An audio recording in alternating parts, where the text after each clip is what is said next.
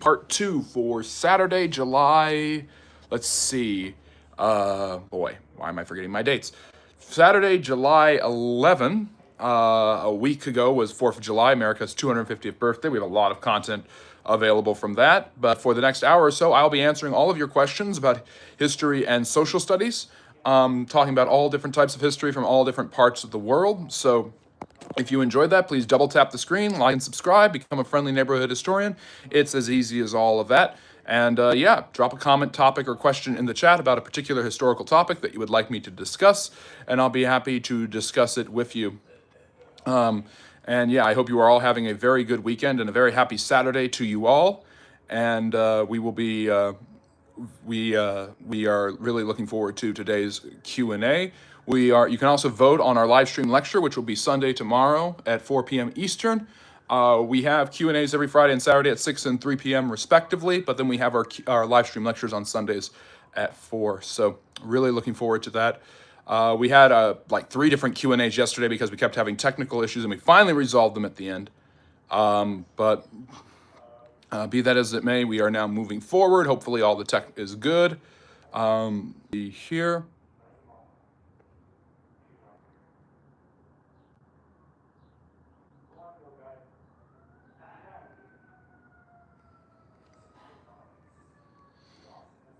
Okay, I want to get a good historical background. Okay, this one's good. This is the Velvet Revolution. This is the overthrow of the, what is it? Boy, that light is too bright. This is the overthrow of communism. I believe this is Czechoslovakia. The Velvet Revolution was called Velvet because of the type of fabric that many of the people who led the revolution wore. The Velvet Revolution was a group of people, playwrights, poets, artists, content creators of yesterday, who basically all gathered together and did what they could to overthrow communism. Václav Havel was the leader of the revolution and became the first president of the independent Czech Republic, which separated from Slovakia after the Cold War was over. So yeah, the Cold War revolutions of the late 1980s and early 1990s saw the overthrow of people like Ceausescu in Romania. Yugoslavia eventually got divided, although they hadn't been part of the Warsaw Pact. They had been run by a communist government ever since the end of the last World War. Slovakia and the Czech Republic were separated, allowing the Slovaks and the Czechs to self-determine their own governments. There's all sorts of incredible things that happened there. But yes, welcome to the Friendly Neighborhood History Channel and our Q&A about history and social studies. I will be answering all of your questions about various different historical topics for the next hour or so, as we do every Friday and Saturday at 6 and 3 p.m. Eastern. And then on Sunday, yeah, okay. So let me see here.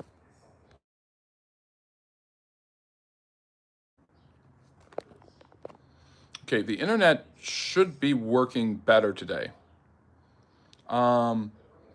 Yes, I cut my hair. Yes, it's a lot different. Why don't you all just get used to it? Because I'm going to look like this for quite some time. It's summer, it's hot, it's horribly hot on the East Coast, and it's a great way for me to stay in shape. It's low maintenance. I like it. If you don't like it, that's okay. You know what? We'll settle this debate about hair with a poll. Do you like the new cut? Do you like the fresh cut?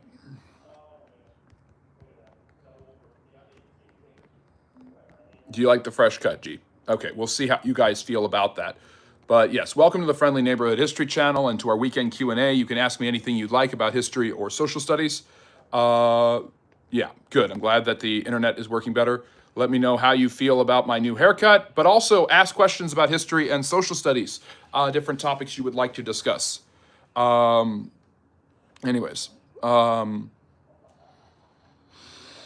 few years ago, 2015 was 11 years ago. So anyways, questions about history and social studies. Did Czechoslovakia and Yugoslavia have anything in common? Obviously, Yugoslavia had plenty of Czechs and Slovenians and Slovakians and different Slavic peoples living in their region, as the same with Czechoslovakia. They're in a similar area, kind of that Central Europe, headed towards the Balkan corridor, all of that great stuff. So there is definitely some similarities between the Czechoslovaks and Yugoslavians. You also have two societies where you have a melding of various different people groups who are kind of forced to live together, and you create a lot of ethnic and cultural tensions because you have different religious and cultural practices and animosities.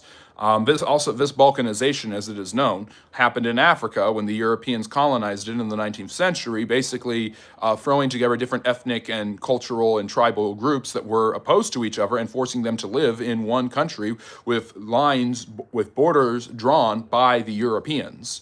So that changed everything. Let me see here. Did George Washington ever interact or have any advising from professional generals in the 1770s? Well, you have Baron Friedrich von Steuben, who obviously is Washington's main advisor. He is the one who shows up at Valley Forge. Washington works with the Comte de Rochambeau, the French general. Washington was very well aware of the other generals, Horatio Gates, Daniel Morgan, Nathaniel Greene. I don't know how much interactions he had with them, but yeah, and so I don't know exactly. But let me see. And can somebody give me a tech check? Is everything going on okay with the tech? I want to make sure that that's good today, because we have that on law today, because yesterday it was terrible. Let me see. What if Poland and France launched a preemptive strike on Nazi Germany in 1933? Then there wouldn't have been the last World War. I don't see them doing that. I don't think the Polish are strong enough to do that. I don't think that people expected Hitler to bring the Germans out of the Great Depression into being a militant and aggressive force. There were a lot of underestimations of the Germans' brutality, vindictiveness, and the Nazi militancy. So, yeah, let me see anyways. Yeah, he started the 7 Years' War. Yes, he started the 7 Years' War, which the British won, and got Canada for it. So George Washington did the British a favor.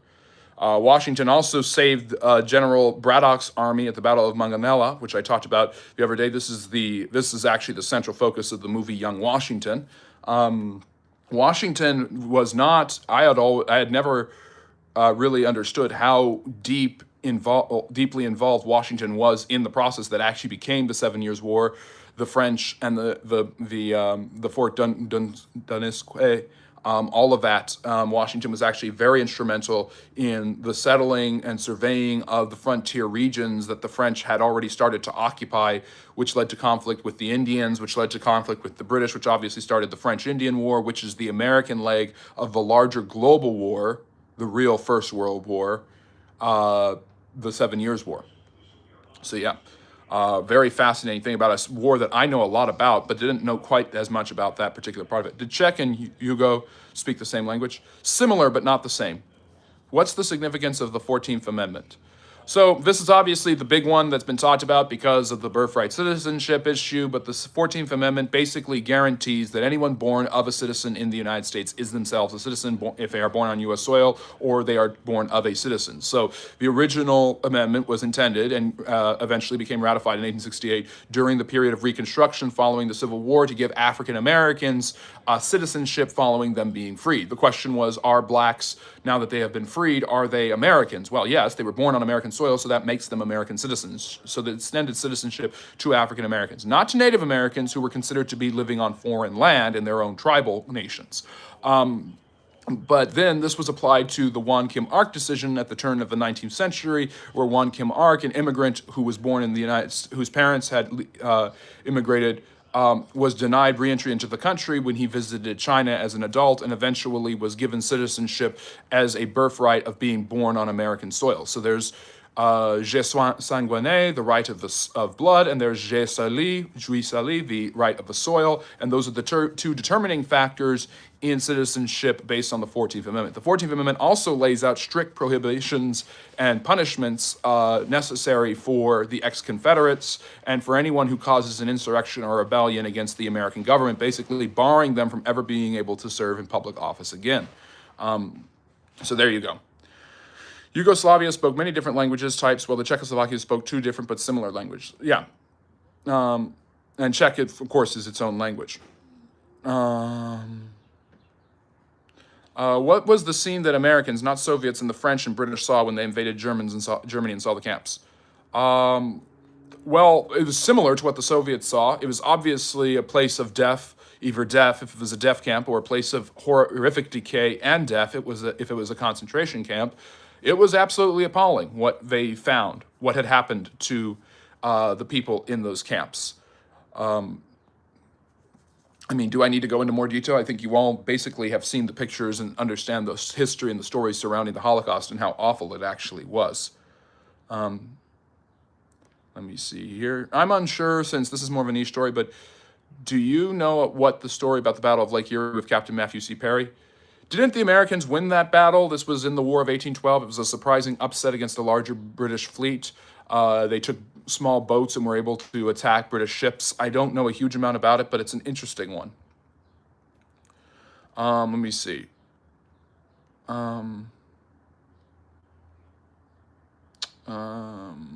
Nobody's asking questions except ours, which is annoying. I'm a big-time American historian. I knew all of that about George Washington in regards to the frontier. Washington is I had probably learned it but forgotten it. Washington is an incredible individual. I had underestimated how his early life impacted and helped create and form the man that he would become.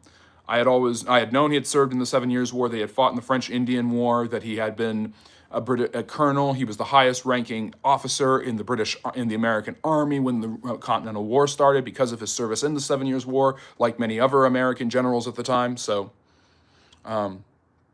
anyways, could you describe Poland claps Germany? No, that's not true. Germany claps Poland every single time under table. I'm sorry. The Polish, it's not just the 1939 invasion. Germany had superior military armaments compared to the Poles in almost every single way, which is why the Poles sent out cavalry to deal with panzer tanks.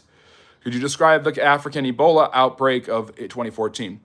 Was the COVID before COVID, where basically a lot of people were very worried about Ebola spreading to the United States? There were several cases in New York. But Ebola is an extraordinarily deadly and difficult disease to treat. There was no cure for it. And it had obviously become an epidemic in certain regions of Africa at that time. And people were very, very uncomfortable with what was going to happen. And there was fears of quarantines, there was fears of outbreaks, there was fears of rationing of supplies, of government surveillance. Everything that became more of a reality with COVID was originally thought to be the case with Ebola. I remember it very, very well. So, anyways, what can you tell me about Swedish history? Well, quite a bit. What do you want to know? The Swedes were one of the most powerful forces in Europe in the 17th and 18th centuries. It's really the Russians who sent them packing. And I think okay. Okay, we should be fine now. I don't like the way the tech is acting today. I thought it was better, but it looks like it's just as bad as yesterday. Let me see.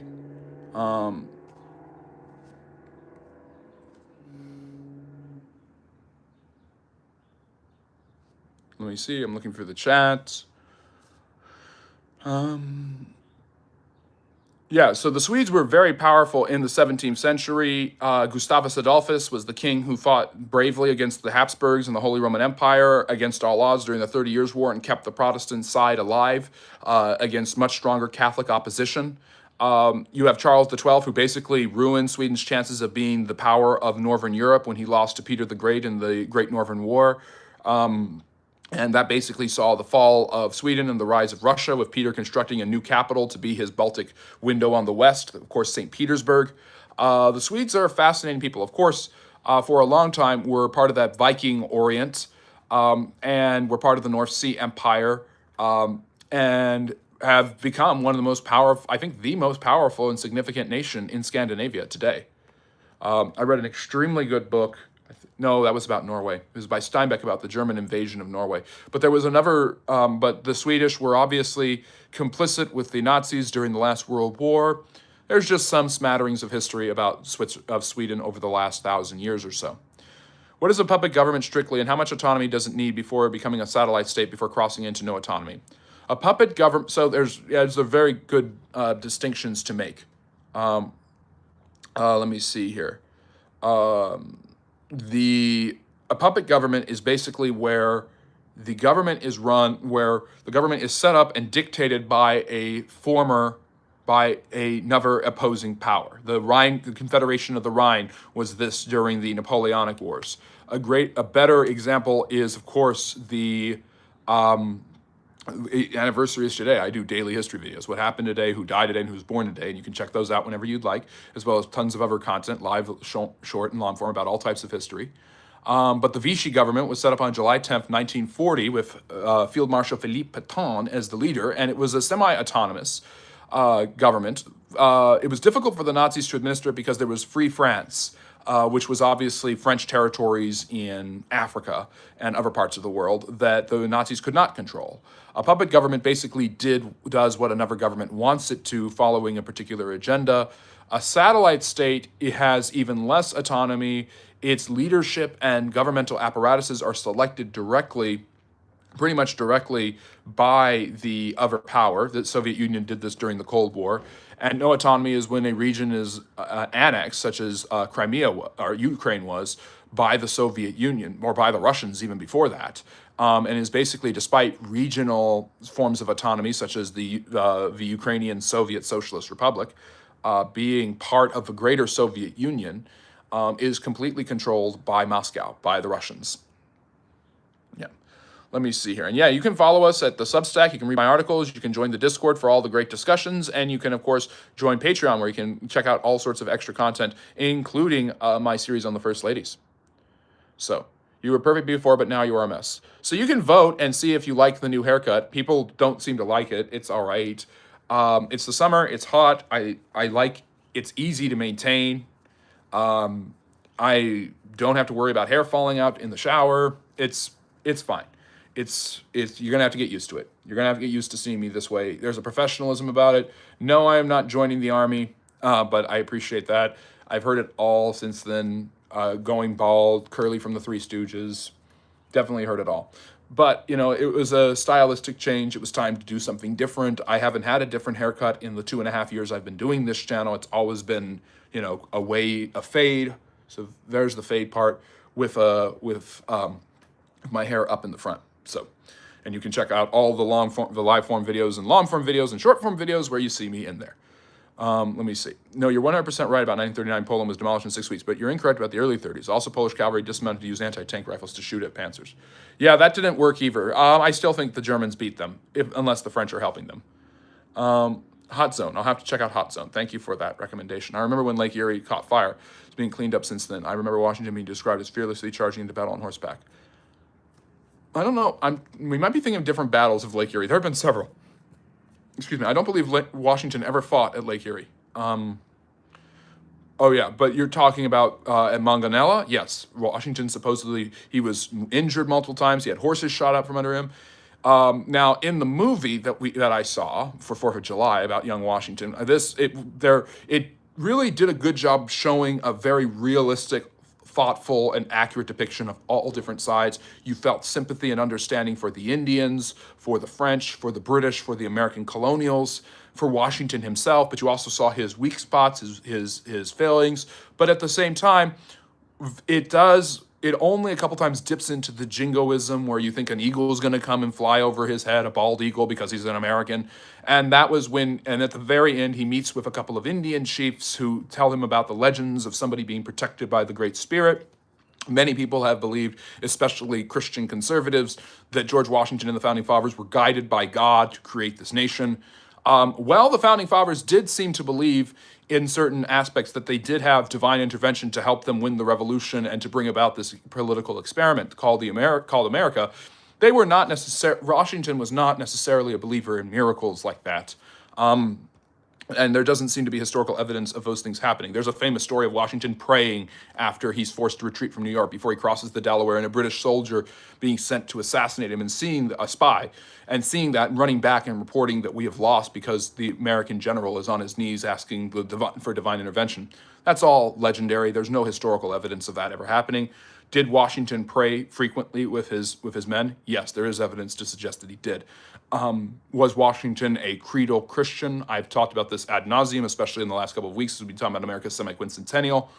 The evidence is mixed, to say the least. And does it even matter? To quote Hillary Clinton, what difference does it make at this point? Not much difference. I wish I was quoting a different quote because she said that at a very shameful moment. What are some of the popular sports back in the Middle Ages aside from horse racing and dueling? Jousting, fencing, archery, all of that was extremely important. And it was all a test of you. It was all a non-violent way to test violent means. What sports are nowadays, psychologically, football, basketball, even rugby, which is extremely violent, is a non-violent or is a usually non-violent, non-intentionally harmful way, because you're not supposed to get hurt, to fight, to have war, to have tribalism, because there's something in the human condition that screams tribalism. That is why people from the ancient world hated the city nearest them, because that was the foreigner. That's why you have city-states. There's something in us as humans that makes us want to fight and compete with one another. And modern people found a way, modern problems require modern solutions. And the modern solution was, instead of just killing each other or fighting in ways that could be extraordinarily harmful, why don't we just throw something at each other? A football. How is Nazi Germany radically accelerating their wonder weapon development despite nearly all of Germany occupied? Werner von Braun, the V2 rocket, the Nazi scientists were hard at work. The Nazis were trying to do everything they could as a last-ditch effort to win the war, or at least hold off the Allied invasions. Hitler had gone completely manic. He had terrible tunnel vision by that point and was taking massive amounts of amphetamines, as were many other of the Nazi high guard. It is well documented that the Nazis were drug addicts, that they would have consulted with Walter White more than with Sigmund Freud, to put it that way. Of course, they also burned Freud's books because Freud was a Jew, but that doesn't matter to a lot of people nowadays because people don't care about this stuff. Let me see. Hey, from Denmark. Great Britain was the only country to enter World War II to defend another country and was only second to the U.S. in military manufacturing empire. Well, thank you for joining us from Denmark. I can see you're rooting against Norway in England. I saw a very funny meme where it showed the raid at Lindisfarne with the Vikings attacking the Irish, and it's obviously, and they said this is a preview of the Norway-English soccer match, which is funny. I should do more historical memes videos. I have a historical meme video I just made about about American history you can check out for 4th of July if you want to see me with longer hair. Which my hair was never long to begin with. But yeah, thank you for joining us, Patrick. Yes, that is true. The British were an incredibly formidable thorn in Hitler's side. And he tried to get him out of the war multiple times. Many Germans are Anglophiles. Hitler understood a shared common culture and history between the Germans and the English. They have the same language. The Anglo-Saxons settled England after the fall of the Roman Empire. The Celts are a Germanic people, the original settlers of the islands of Britain and Ireland. And so the real truth of the matter is, by the time by the end of the war, or after France gets knocked out, the British can leave with basically some concessions to the Nazis. And Churchill, knowing very well that Hitler does not honor his peace agreements, backs out. Now, everybody today seems to hate Churchill for doing this, but when you had seen Hitler break every single peace agreement and treaty he had made, first at Munich, then his promises not to take the rest of Czechoslovakia, the Sudetenland, all of these different, you had made concessions to him, you had allowed him to break the Treaty of Versailles multiple times. Hitler did not follow oaths and did not follow agreements. He interpreted them very differently, so Churchill wasn't going to be fooled again, and I think Churchill made the right decision. Do you think we should award Queen Victoria the title the Great so it would be Queen Victoria the Great? There has only been one English monarch that's almost legendary, and it's a cool story. There has only been one English monarch with that cognomen. There have been many different monarchs from different societies that have that cognomen. Both Peter and Catherine in Russia were the Great. Frederick the Great. He might be I think there are other German emperors and Holy Roman emperors who have been called the Great. Charlemagne literally means Charles the Great. That is not his name. That is a title or his epitaph. But there is something that's really cool that I just found out the other day. This is Alfred the Great. This is the only English monarch to ever be called the Great. And that is because he is the one who basically creates the English kingdom and defeats the Vikings, makes a truce with them, gets them to stop attacking while giving them concessions in Mercia and the eastern part of England, what becomes known as the Danelaw. He's an incredibly formidable and fascinating ruler. He was able to withstand the Viking invasion. He was educated. He developed a kind of a mini Renaissance in England that was kind of a smaller version of what Charlemagne did in Aachen in Germany and in France during the late 8th century. He did this in the late 9th century. He's a fascinating ruler, and his line takes over and rules the Anglo-Saxons until the rise of the North Sea Empire, where the Vikings actually conquer all of England. Canute the Great is another underrated. There you go. There's another cognomen, but he was known as the Great by his own Norwegian and Scandinavian people. Alfred the Great is the only English king who has ever had that. So Victoria the Great would ruin that, being a British monarch. That is supposed to be a popular legend that it's only there's a statue to him that actually has that declaration that of all the great English rulers, there is only one who will have the title the Great, and that's Alfred. And they just found his remains in a parking lot, part of his remains, right before the World Cup game. So that's kind of interesting too. What was my background before?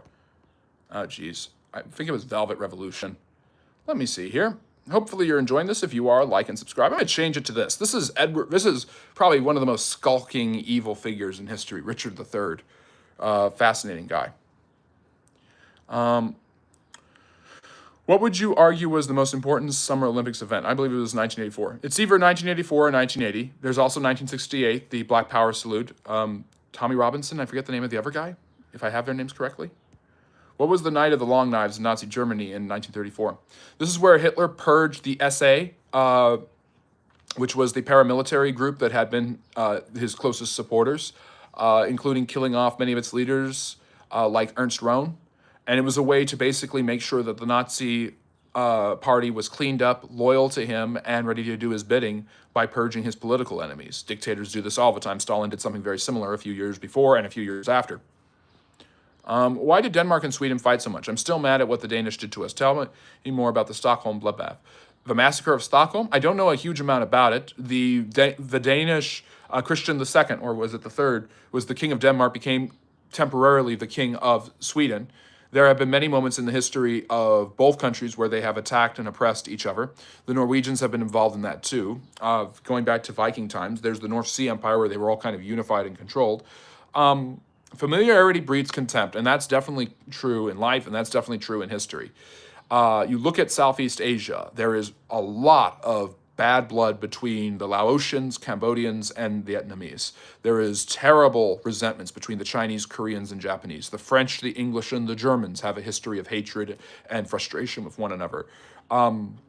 What makes the United States different in its terms of its relationship to Mexico and Canada, although that's changing now, is that the United States has such a large land space, as do Mexico and Canada, that you don't have countries bundled up to each other with land disputes constantly pushing them towards war and resentment like the French and the British and the Germans do. And the British obviously don't have land in Europe today, but they did in 1,000 years ago. Look up the Angevin Empire, watch my video on it, where I discuss how the English actually had an empire in France. It's really interesting.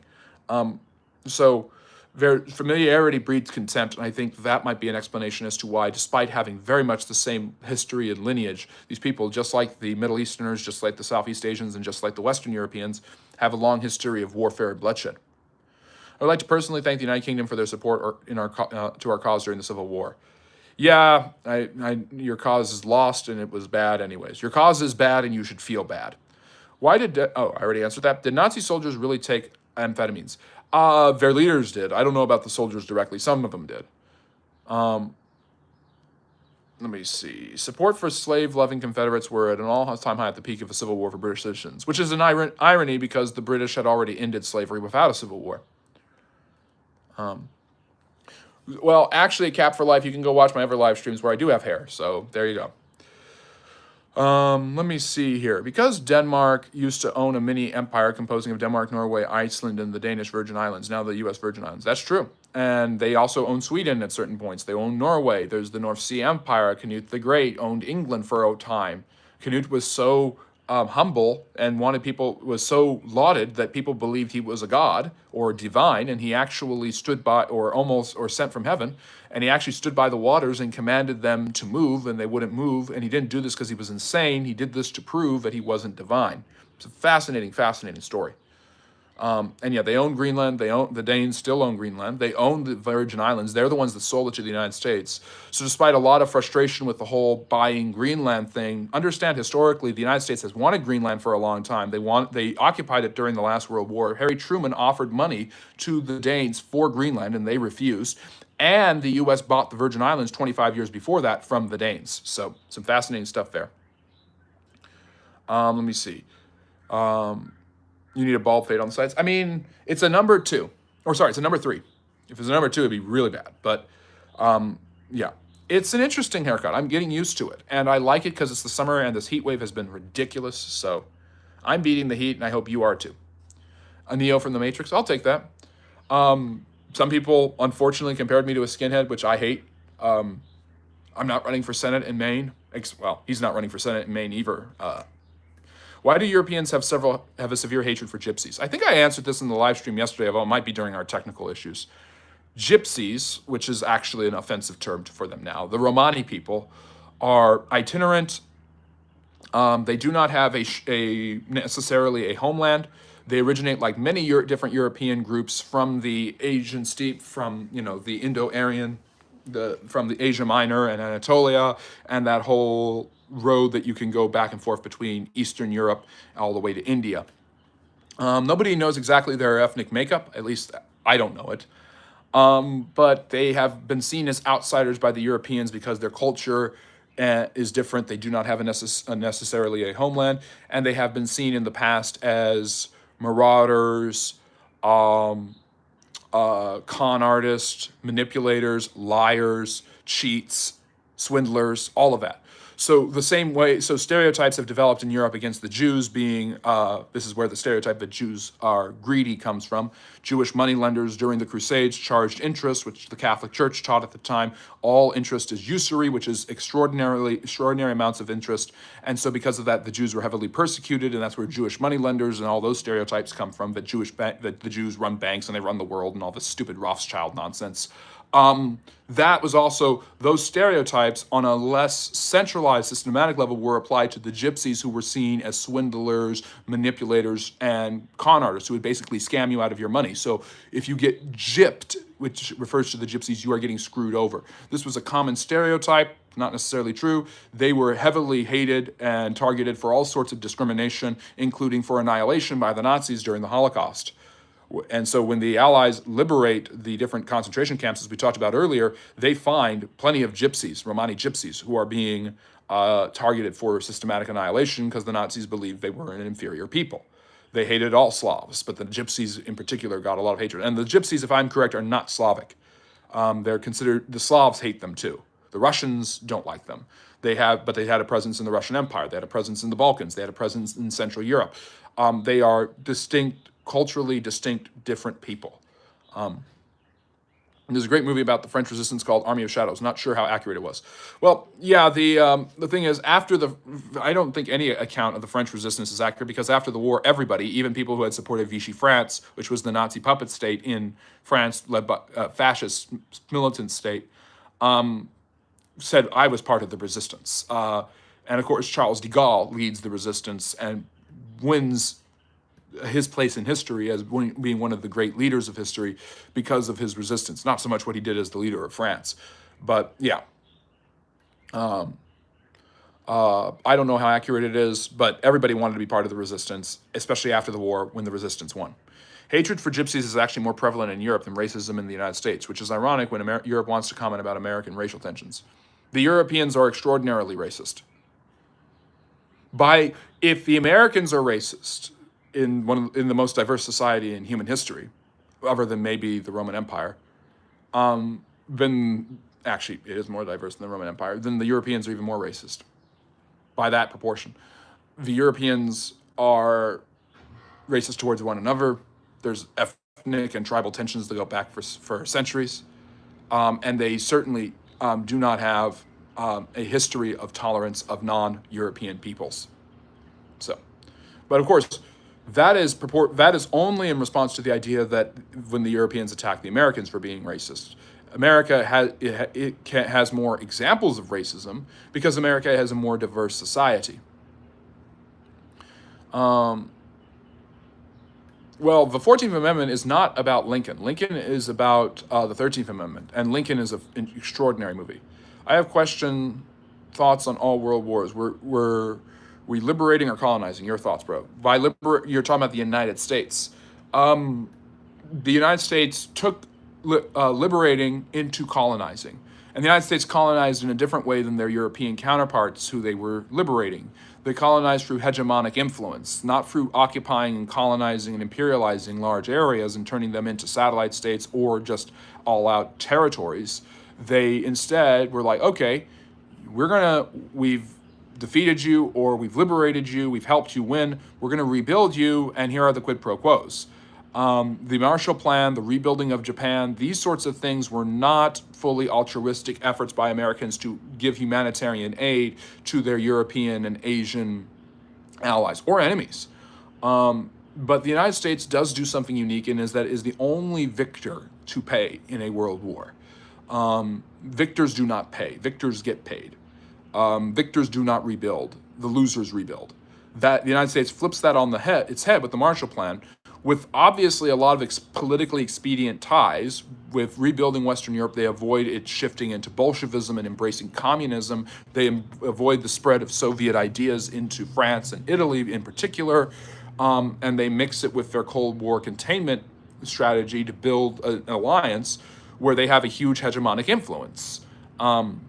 So, of course, the United States buys influence, it builds influence, it colonizes, but it does it in an indirect way by creating a hegemony that controls the vast majority of Europe's geopolitical interests, Japan's geopolitical interests. It tries to do that in China. The communists stop them there. That's why the U.S. is the dominant country in the world today. Should America have more colonies? Well, we kind of answered that. Does Afghanistan have a right to practice their ways? What do you mean by that? I don't understand that question. Does any country has the right to self-determine? This is something we learned from the 20th century, to form their own government, to determine the way they're going to be led. And that might create a lot of problems and tensions because the people in those regions might be mistreated by their government. But what is the level of mistreatment that is allowed until you actually intervene? And when you intervene, how do you intervene? And when you intervene, and if you intervene correctly, what are you going to do when it's all said and done? This is the problem the United States learned in the nation-building mistakes in Iraq and Afghanistan. You replace the Taliban with the Taliban in Afghanistan. Iraq is a mess. The United States had no business going into those countries. It's a geopolitical lesson that they should have learned from the British invasion of Afghanistan in the 19th century, which I wrote my master's thesis on and talk about a lot, The Great Game as it's known. Let me see. Who doesn't like ping pong? So it's wrong what happens in a lot of these societies. There is obvious historical evidence that certain cultures practice, especially in the modern world, better the treatment of humans than other civilizations and cultures. I'm sorry, but it is better to be a gay woman in France than it is to be a gay woman in Afghanistan. It's just obvious. I mean, as Tucker Carlson said, it's obvious. Everybody knows it. I mean, it's like so obvious. And if they deny it, they're lying to you, obviously. Obvious. So yeah. But that's more geopolitical. We're trying to focus on history. If you want me to go in depth on a geopolitical topic from a historian's perspective, give a super chat. All the money that goes into this channel is used to improve the quality of this channel. We need a new mic. We're getting an iPad. We're improving the quality of our streaming. We're working on all sorts of great things this summer for you. We're starting a new short and long form series. It'll start this coming week. I didn't do it last week because I was burned out by all the live streams I did for leading up to America's 250th. So thank you for watching from Granada and from all over the world. We really appreciate you, H. Loss, and everybody else here. Please like and subscribe. Helen of Troy was over a woman. If women didn't choose, that's exaggerated. I don't think it's true that but there is evidence of a man named Agamemnon. There is some evidence to suggest historically and archaeologically, not only that Troy existed, which a lot of people didn't believe until the 1800s, but that the Trojan War did have some of the figures in it that we hear about in Homer. Everybody who's freaking out about historical accuracy in the Odyssey doesn't understand that the Odyssey is a made-up story that is highly exaggerated based off of another made-up story, which is a highly exaggerated of a historical account. Was there ever even an Odysseus? Possibly. Or was there some sort of model that fit into who Odysseus was, kind of like King Arthur? Probably, but we don't have any evidence of that. Yeah, I'm sorry, but it's unlikely that Odysseus existed. It's unlikely that a lot of these figures existed, and if they existed, they may not be exactly what Homer depicted them as. But Homer was right that there was a Troy, there was a war. Herodotus writes about it, and eventually Heinrich Schliemann, Schliemann, I think I'm pronouncing his last name correctly, he proved that there was a Troy. He found the remains of it. Who are the true Vikings out of these countries? Sweden, Norway, or Denmark? The Danes, I believe. I hope Norway win over the British. Norway is our only hope. Okay, there's a lot of hatred of the British. It's fun to hate the British. Let me see. They kicked a nation. I don't know what we're talking about. Who said Britain caused the last World War? Oh, Robert Ely. Yes, this is the Churchill started the war that had already been going on for a year before he took power. Churchill started the World War that he was by being out of power and having Hitler invade Poland. Makes no sense, absolute lunacy, but idiots believe this. I'm sorry. I hope the jogs jumping was fun for you. Because if World War I didn't end the way it did, Germany would have a robust economy. That's not true. If anyone tells you that and I've talked about this, I've debunked this before, if it is a common historical myth that the Nazi Germans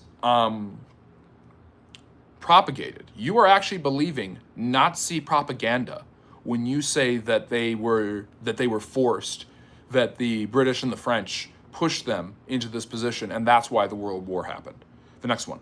Because Ferdinand Foch was brilliant in predicting that it would happen 20 years later, but that doesn't mean Versailles caused it. The Treaty of Versailles did not cause the last or second or third World War. You call it the Second World War. I know it to be the Third World War. We might disagree on that, but the real truth of the matter is the way it was set up. The Treaty of Versailles did heavily punish the Germans, but by the mid 1920s, thanks to the Dawes Plan, thanks to Gustav Stresemann, Germany under Weimar was actually starting to not cook, but it was in better shape than it had been. It was actually starting to stabilize.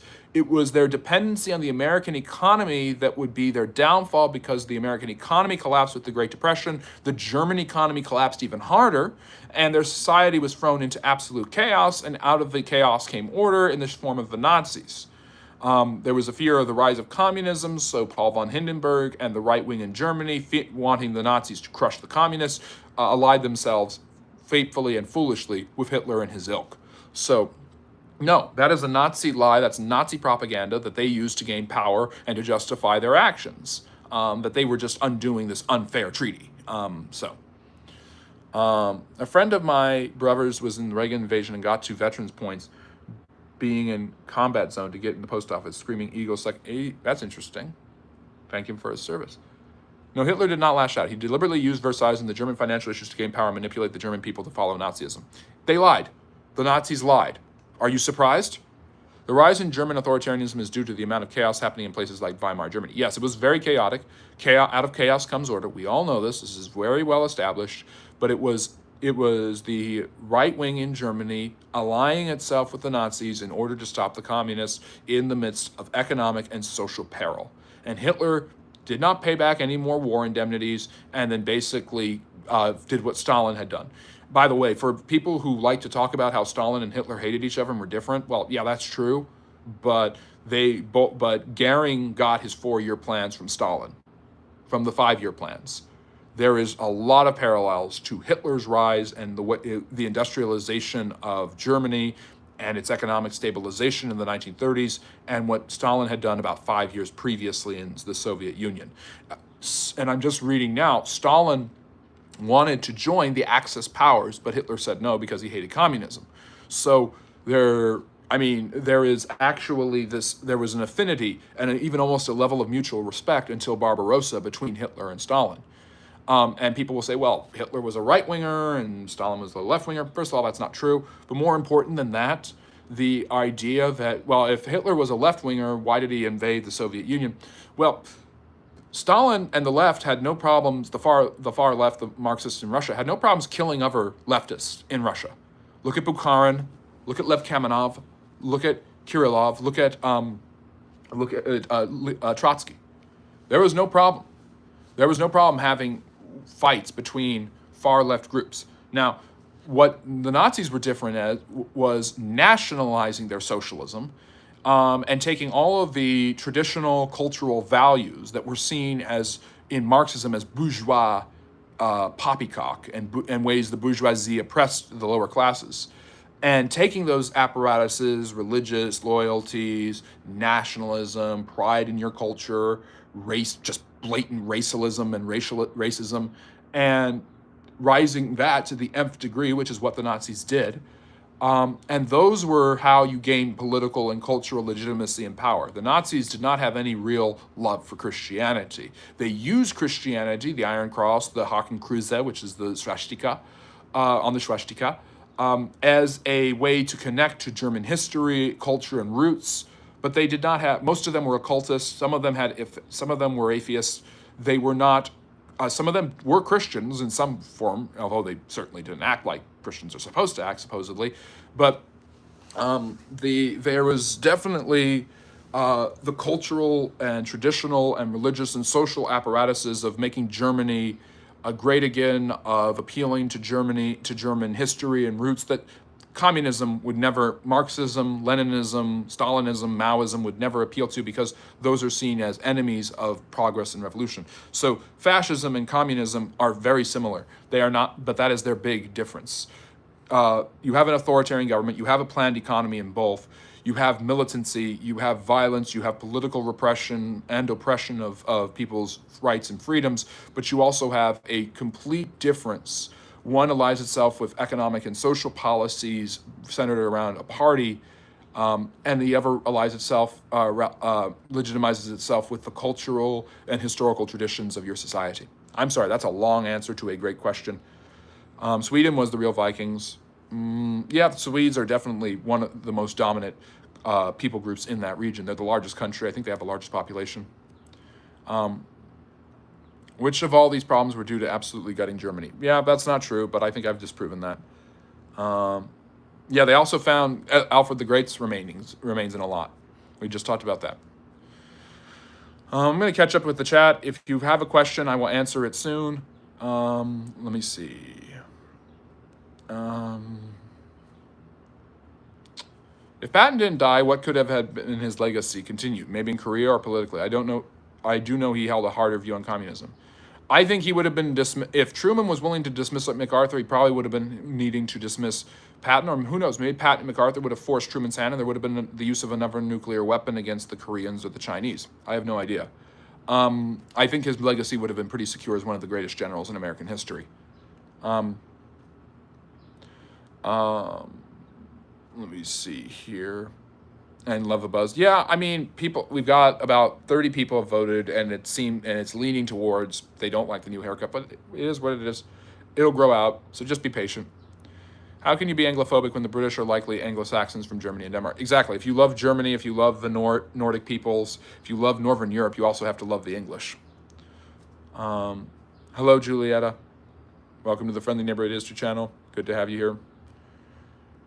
English is a Germanic, Latin, and French language. Why would Britain hate France for so long despite centuries of integration? Colonization, imperial contest, cultural developments, Catholicism versus Protestantism eventually, the 100 Years' War, all of the different wars the English and the French fought against each other. They see each other in very different ways. The French see the English as a conquered people because of the Norman conquest, and the English see the French as the one that got away because their lands were eventually taken away from them through the 100 Years' War and Joan of Arc and all of that. But of course, there's also competition. Again, the familiarity breeds contempt, and that's true in history. That's true with nations. Let me see. Did you know the first U.S. president born in a hospital was Jimmy Carter? Yes, if I'm correct, that is true. Yeah, that is a Nazi myth. Jews are powerful, though. In comparison to their number, they have a lot of power. Yes, this is used constantly by morons and anti-Semites to attack the Jewish people.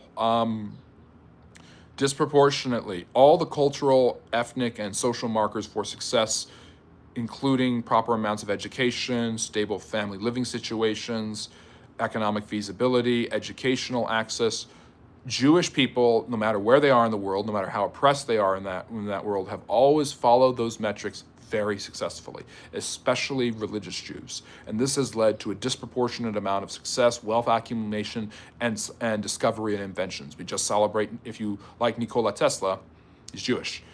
It's not because they're Jewish. It's because Jewish culture, which develops in an isolated form because they are non-assimilating, often beleaguered and discriminated against people in various different regions of the world, like the Russian Empire, for example.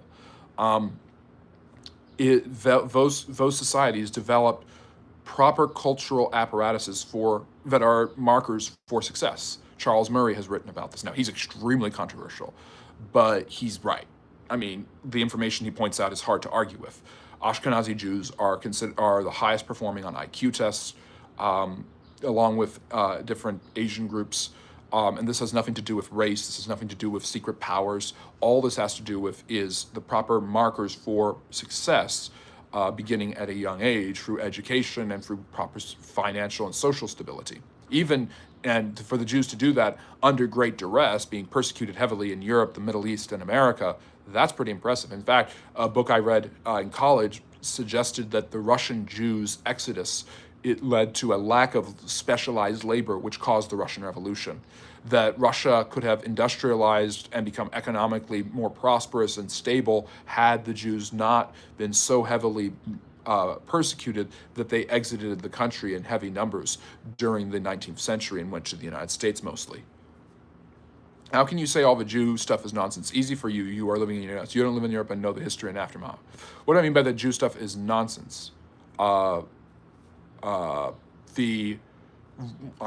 mean is nonsense is the hatred of Jews that I see on a regular basis from people who just randomly come on this channel, know it's a social science channel, and then try to turn the conversation into Jew hatred. It's an obsession. These people are more obsessed with Jews in Israel than Benjamin Netanyahu. The Treaty of Versailles causing World War II is Nazi propaganda. All the Nazis wanted was an empire where Jews and Slavic people were subjugated and humiliated and murdered or exiled. They tried to put all the Jews in Madagascar, and the French said no. But Tucker Carlson isn't interviewing pseudo-historians who talk about how the French are bad. It's all about the English for some reason. But it's good to have you here, Undertable. It's great to see you. The Treaty of Versailles broke the German people. It was a very unintelligent move. No, I don't believe that. The Treaty of Versailles was very much a punitive treaty. What was extraordinarily difficult for the German people wasn't the indemnities. It was the war guilt clause, where they assumed full responsibility for the war that the Austro-Hungarians had started after the Serbian nationalists killed the Archduke, heir to the Austro-Hungarian throne, Franz Ferdinand. How are the Germans responsible for that? The Germans' responsibility is in telling the Austro-Hungarians to attack Serbia, knowing the Austro-Hungarians knew they had no chance against Russia, but the Germans knew that they could take Russia. The Germans also believed they could take Russia and France. Russia and France were allied with each other. So when Austria-Hungary attacked Serbia, Russia steps in to help Serbia, Germany attacks Russia, France attacks Germany, and then you get what's called the Schlieffen Plan. The Germans basically planned to take France and then deal with the Russians later, who took longer to mobilize. This didn't work because in order to get to France, they had to go through Belgium. In order to get to France, they had to go through Belgium, which violated Belgian neutrality, which had been honored for a century since Belgium was created out of part of the Netherlands. What it was called the Austrian Netherlands. And because of that, the British joined. Britain once again stopped the Germans and didn't have to in either World War. Rather than looking at Churchill and saying, why did he continue this war? We should say, why didn't he stop? In the sense of, it was so easy for him to give up. Why did he refuse to give up? Why did the British honor the Belgian neutrality, which the Kaiser did not think they would do?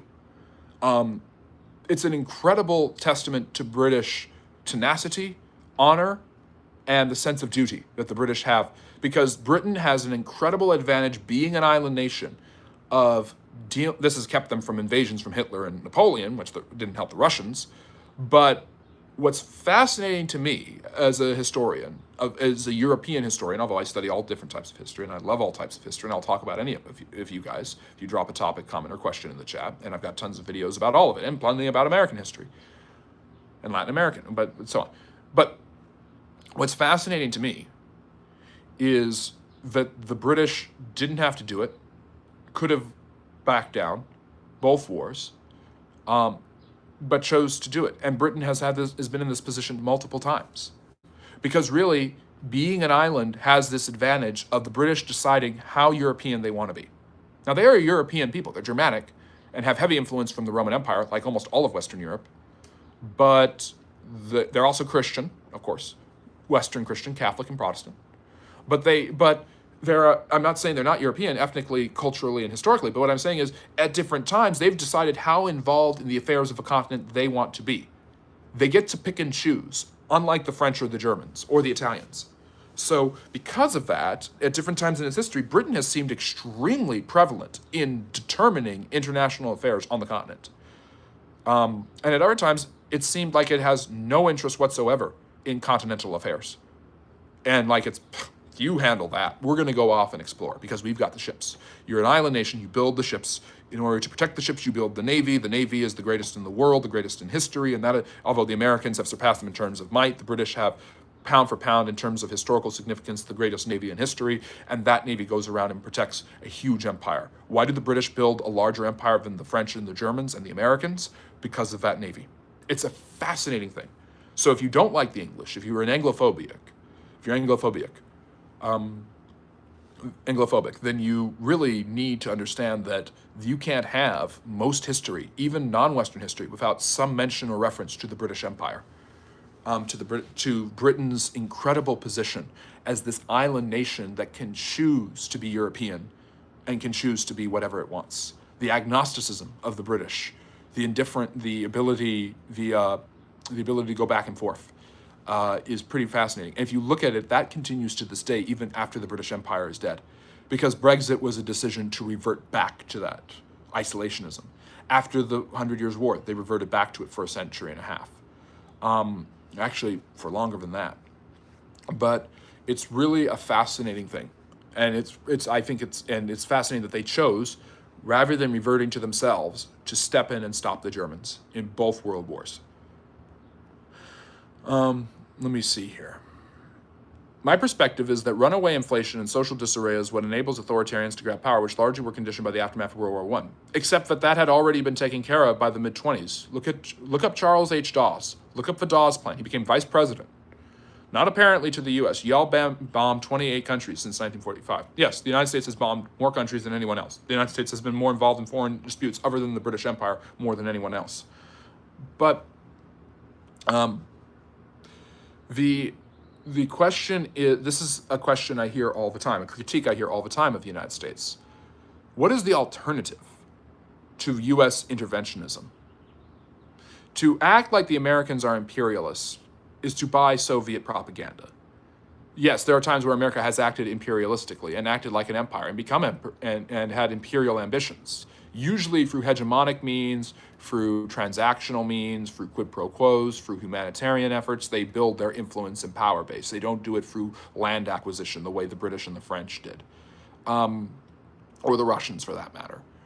But to pretend like the Soviet Union and communist China and the Nazis and every other foe the United States had to deal with in the 20th century is not perniciously imperialistic in its own way is absolute Folderoy absurdness. That's not whataboutery. I know the United States is far more imperialistic than its leaders and its people would like to think. But it's not necessary. It's far from the only one. And in many ways, it's less bad than others. Thank you, John. I appreciate that. It is a fresh cut. I mean, people like it, people don't like it. It's kind of split the fan base, but it's all right. You'll get used to it, and eventually my hair will go back to what it normally was. It's shorter than I would have liked, but you know what? I'm working with it. It's easy to deal with the heat wave. It's no maintenance. I suggest some sort of taper fade. Yeah, this is supposed to be a taper fade, but then I forgot to stipulate that I wanted this to stay. But this works. I like it. Tell me a joke. My life. Which triggered the U.S. government. Yep. Okay. There's lots of Swedes in the chat, and I'm perfectly fine with that, like Oliver. Is there any historical or archaeological evidence that Moses existed? Good question, Rick. There is historical and archaeological evidence of a Hebrew presence in what we call now Palestine, the Levant, in the beginning of the last millennium BC, and probably before that. There is evidence of a large-scale exodus, we would call it, of Jews, of Hebrews as they were known, from Egypt into the Sinai and eventually into the Levant. Now, according to the biblical narrative, this is Moses and the Exodus and then Joshua conquering it. There is no evidence that either of these men necessarily existed. It is a very, very tall tale to think that an Egyptian prince would turn on his own and lead the Jewish people. Is it impossible? No. Is there plenty of historical evidence and historicity in the Old Testament? Yes. We're dealing with affairs that were 3,000 years old. At least Moses is maybe 3,500 years old. So it's hard to say. Um, the it's one of those things where people might say, well, the Bible tells me, and I'm a Christian, or I'm this, so that I believe it. Well, that's your belief. That's you putting faith in the historicity. But there is plenty of history in the Bible, and a lot of history has actually been verified. Uh, in fact, for the longest time, the Hittites were used as an excuse to debunk the Bible, that the Hittite Empire never existed, so why is this being mentioned? And then they found significant evidence of the Hittite Empire and the Bronze Age collapse and the rise of the Iron Age. There certainly were Philistines and Hittites and Egyptians and Assyrians in this region of the world during the conquest of the Canaanites by Joshua in the whatever century that took place, according to the biblical narrative. We do also see the rise of a kingdom in that region around the 10th century. We see evidence of the building of a temple, of a man named David establishing a strong kingdom, of Jerusalem becoming the center of Jewish life and worship. So, yeah. Good question. Excellent question. What a coincidence that Thomas Jefferson and John Adams died on the 50th anniversary of the Declaration of Independence. Yes, who both wrote it, and Jefferson said, and Adams said Jefferson still lives, even though Jefferson had died earlier that day. Kind of a crazy thing to say when you're dying. Wasn't it all over painting the spear that Hitler destroyed that supposedly stabbed Jesus Christ? Yes, the Nazis were very much into the collection of fine art, religious items. Occultism was very popular with Nazi high command, including the Spear of Destiny, the one that supposedly stabbed Christ. Didn't Greece forgive Germany's debt of 60 plus million after World War II? Yes, I think with heavy pressure from the Americans. And thank you, Paul. Yes, please double tap the screen if you haven't already. It's hard to compare Western and Eastern cultures because the West has had a serious head start economically, which was evolved education, safety, and rule of law. That's why we can't just compare the Christian West and the Muslim East. That's true. It's also not a complex view. I'm reading Peter Frankopan's book right now about the development of empires and trade and commercial success in the Middle East and the South Asia and the Far East and the Near East. And there were incredible civilizations, very, very powerful, very, very wealthy, very, very based upon trade and cultural exchange, all throughout the Middle East, India, and China, well, during the Roman Empire and afterwards during what people wrongly call the Dark Ages in Europe, but clearly during a period of political destabilization, those places were very, very alive and wealthy and prosperous. The Islamic Golden Age created extraordinary lavish societies. So to pretend like they are all provincial and uncivilized is to ignore the ancient classical and medieval histories of these regions of being extraordinarily well developed, very wealthy, and very prosperous. And I'm not saying that. I think that it is fair to say that it is better to keep someone alive, even if they are gay, than to kill them because they are gay. I think that that's something that should be. There are certain things that should be right in almost all times, in almost all ways. It's very hard for me to wrap my head around justifying the Aztecs' human sacrifice as, well, that's just cultural expression. Well, that's a bad cultural expression, and there's nothing wrong with me saying that. One of the good things the British did in colonizing India was ending sati, where females considered possessions of their husbands were burned on pyres at his funeral. And the British put a stop to that because it's murder. And I think it's right at that point to say the British were right and the Indians were wrong. Because at some point, as a historian, I'm going to obviously analyze these things and look at why they did them and where they came from. I have an entire history of the Varna system, the caste system in India. But I'm also going to say, yeah, this is bad. I can say, I should be able to say that what the Nazis did was absolutely atrociously evil. And what the Aztecs did was absolutely atrociously evil. Well, nowadays, both of those things get pushed back on the internet because people have to justify the Nazis. But for some reason, I'm not allowed to comment on non-Western civilizations and their depravity, even in the modern period, with an extremely interconnected world. Which that book is teaching me the world was more interconnected in the past than we thought, but the world is far more interconnected now than ever has been. I'm allowed to say, yes, stoning a woman to death for adultery is wrong. And I don't care if it's the Hebrews that we just talked about doing it. I don't care if it's medieval Christians hunting down and killing witches. It doesn't matter. Or if it's radical Muslims in Afghanistan today. It's more shocking that it's still happening. So, the liberals will liberate America. Isn't that the point of liberalism, is to free people? So Nazism was partially a reaction to communism. Nazism is the other side of the coin. It's National Socialism. It is taking the socialist economic and social policies and applying and mixing them with culture, with the worship of your culture, militarism, and barbaric racism.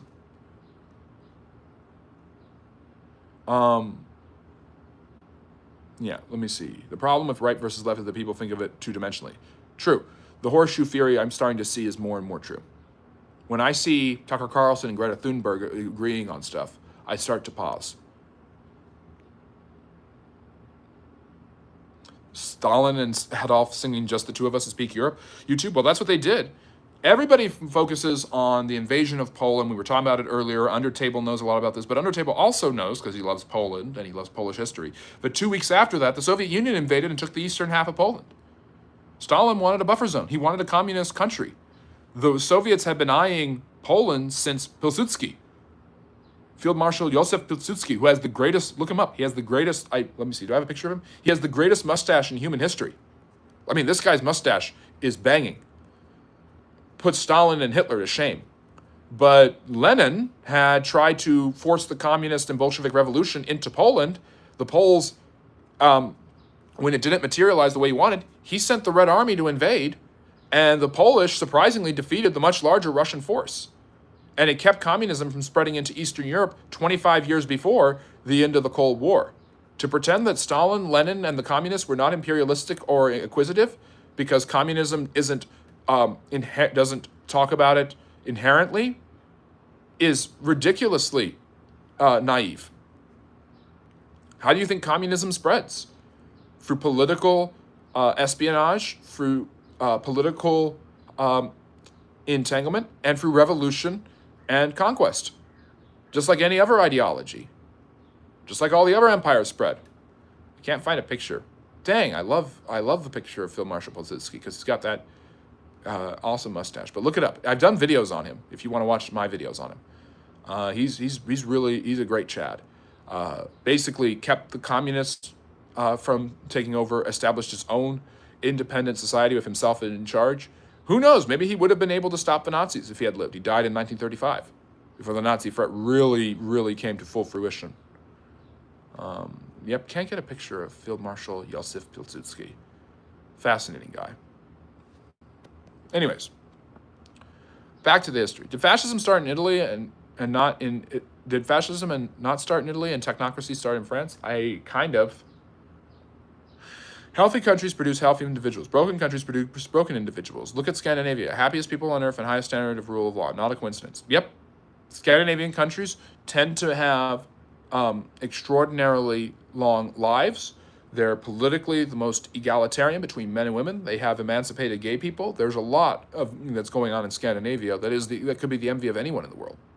Fascism is an Italian ideology. Mussolini does not create it, but he hones it and is the one who obviously gives it political power with the March on Rome. Have you ever researched the event of extended pro-Japanese-American relations in the late 1800s, such as the third president of Mitsubishi studying at Wharton School of Business? Yes, there is definitely an exchange of ideas, economics, and political ideology between the United States and Japan. There's a large influx of immigrants. There's a gentleman's agreement to limit the amount of Japanese immigrants into the United States. I've talked about it a lot on this channel. Commodore Matthew Perry, one of the earliest videos I did was his visit to Japan. The Russo-Japanese War the peace is mediated by an American president, Theodore Roosevelt. It's really fascinating, Robert. Thank you for bringing it up. Has anyone seen the new 1984 movie? How was it? The new one? I don't know if there's a new one. There's the John Hurt one. The two-dimensional thinking comes from America. Now that stupid is seeping into Europe, we are starting to think like American sheep. What two-dimensional thinking?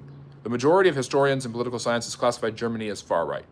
Yeah, I understand why people think that because of the opposition, because of the traditional values, the touting of the nationalist touting, which nationalism is usually and extreme patriotism are seen as right-wing phenomenons, which they should be because they are. Mixing that with hatred of communism and the desire to destroy Bolshevism and Marxism, absolutely. But planned economies, authoritarianism, National Socialism. Hitler speaks very poorly of capitalism. Laissez-faire free market capitalism, libertarianism, right-wing conservatism, Reaganomics was not something the Nazis believed in. Corporatist control, where corporations are run by the state and own their own means of production, was what they were thinking of. They just didn't. There was a nationalization of those industries by the Nazis. That's how Oskar Schindler functioned.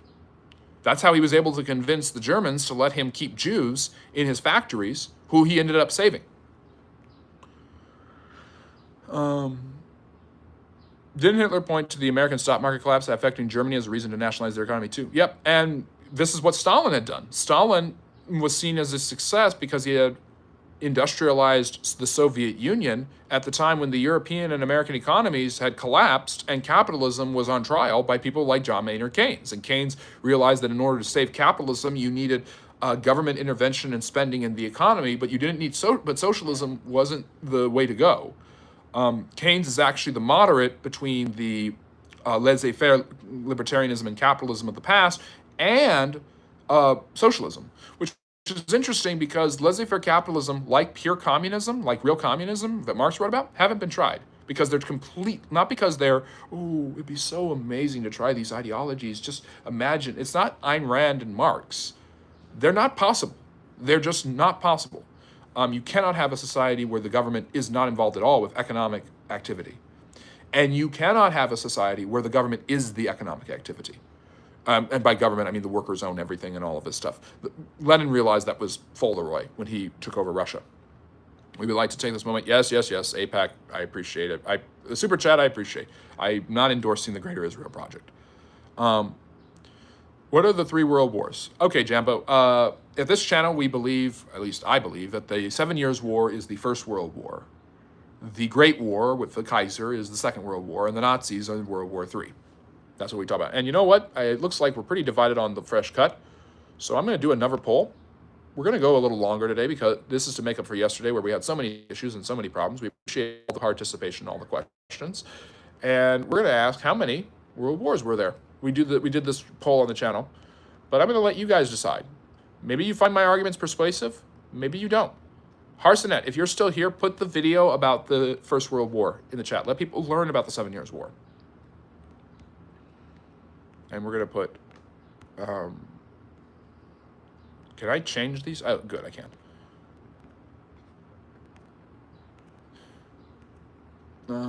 I can't change them, apparently. That's dumb. Okay. 2 or 3. There we are. I'll just put 2 or 3 just to simplify it. There are some people who believe there's only one world war.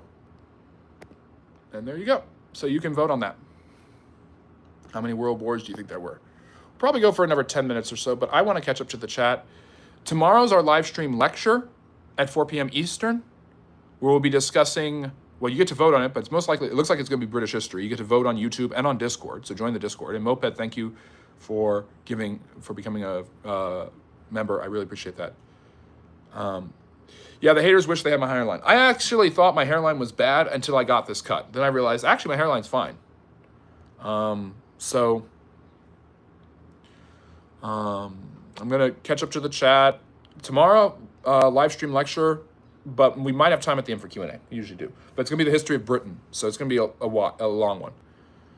Strong family values, commies tried and hated the nuclear family. Yes, there's also, well, the Nazis promoted traditional family values as part of producing the Übermensch and the master race. The eugenics of the Nazis was influenced by Lothar Stoppard, I think was his name, and by Margaret Sanger. Sterilization, abortion, those things were heavily active in the Soviet Union, but also present in Nazi Germany. There is overlap. So either it's proving that horseshoe theory is correct or Hitler was a leftist, or at least a different type of leftist. And there were various different types of leftists. To assume that the only type of leftist you can be is a communist when Fabian socialism and utopianism exist is absurdity. Just like pretending that the only form, if we're going to call it the far right, that the only form of the far right is fascism is absurd. Let me see here. And by the way, Mussolini also started as a socialist. And by socialist, I don't mean a democratic socialist who believes in social democracy. I'm not saying that socialism is communism. Totalitarian socialism is what we call communism. That's what I mean. Socialism and communism were considered the same up until 1920.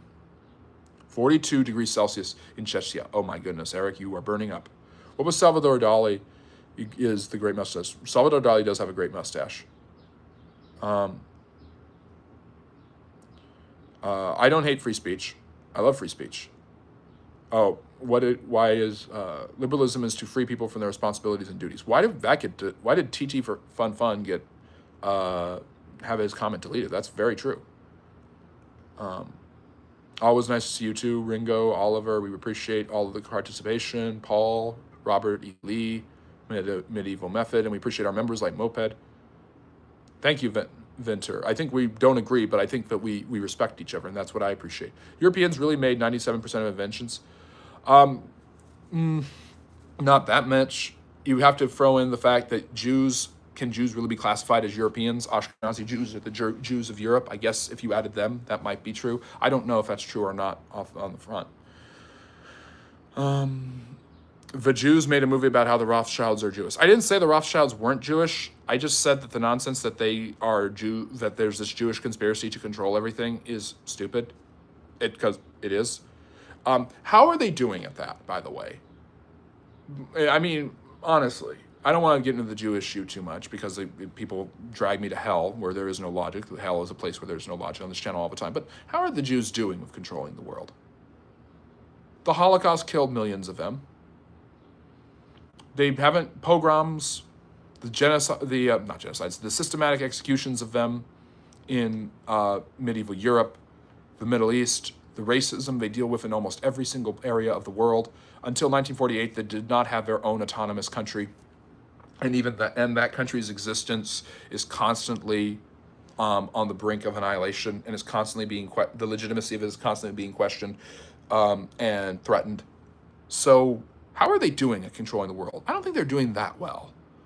But there's certainly very wealthy and powerful people who are Jews who are evil in history, and there are plenty, but we don't talk about the Gentiles. I could make a much better case based off the history of the Roman Empire, fascist Italy, and all the other things that the Italians are the secret cabal who run the world, and you just don't know it because you don't have the real knowledge that I do. But nobody does that because anti-Semitism is the most pernicious form of discrimination in history, except maybe racism towards the Irish and the blacks. Lincoln didn't want their money because he knew strings were attached. Okay, I don't know what you're referring to. Yeah, we left the EU via referendum, and the people on both sides of a debate didn't have the information to make such a momentous decision, but that is a flaw of democracy. Of a referendum system, maybe. America was made by the idea of rejecting kings. If you live in America, you hate kings. That includes Martin Luther King. Oh, Faraz, please. Yeah. Let me see. Nice haircut. Back to high school. It does feel like I'm in high school again. Did you know the Quran says don't be friends with Jews? Muhammad is the first person, from what I know, to compare the Jews to vermin. Not the Nazis, Muhammad. If you actually read Islamic texts about the Jews, you think that you're reading Mein Kampf. Which it should be no surprise that one of the most popular books in Egypt, which is considered more moderate today, is Mein Kampf. If you think there's no overlap between Nazi anti-Semitism and the anti-Semitism of the modern radical Islamic Middle East, you don't know anything about the Middle East or Nazism. Look up the Grand Mufti, and he's one of the very few war criminals that never had to pay because he was welcomed back into the Middle East with open arms.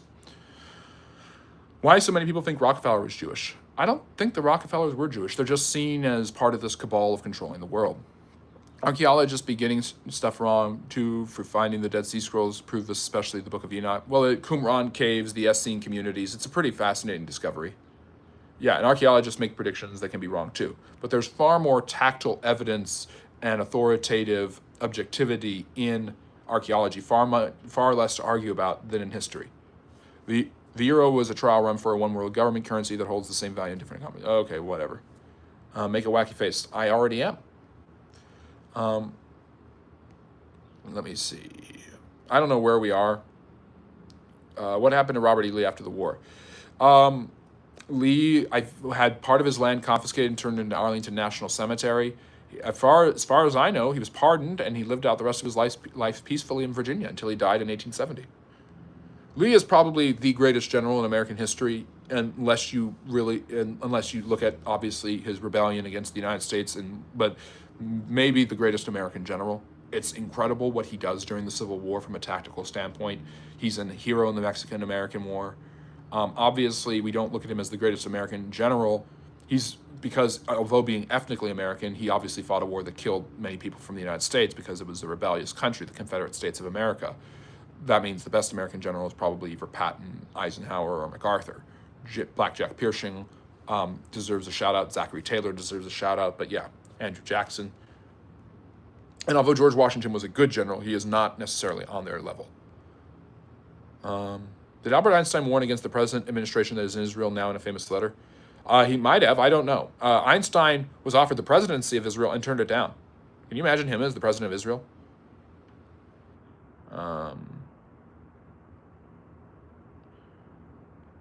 Communism and fascism are diabolically opposite. At least that's what most historians say. Most historians are wrong.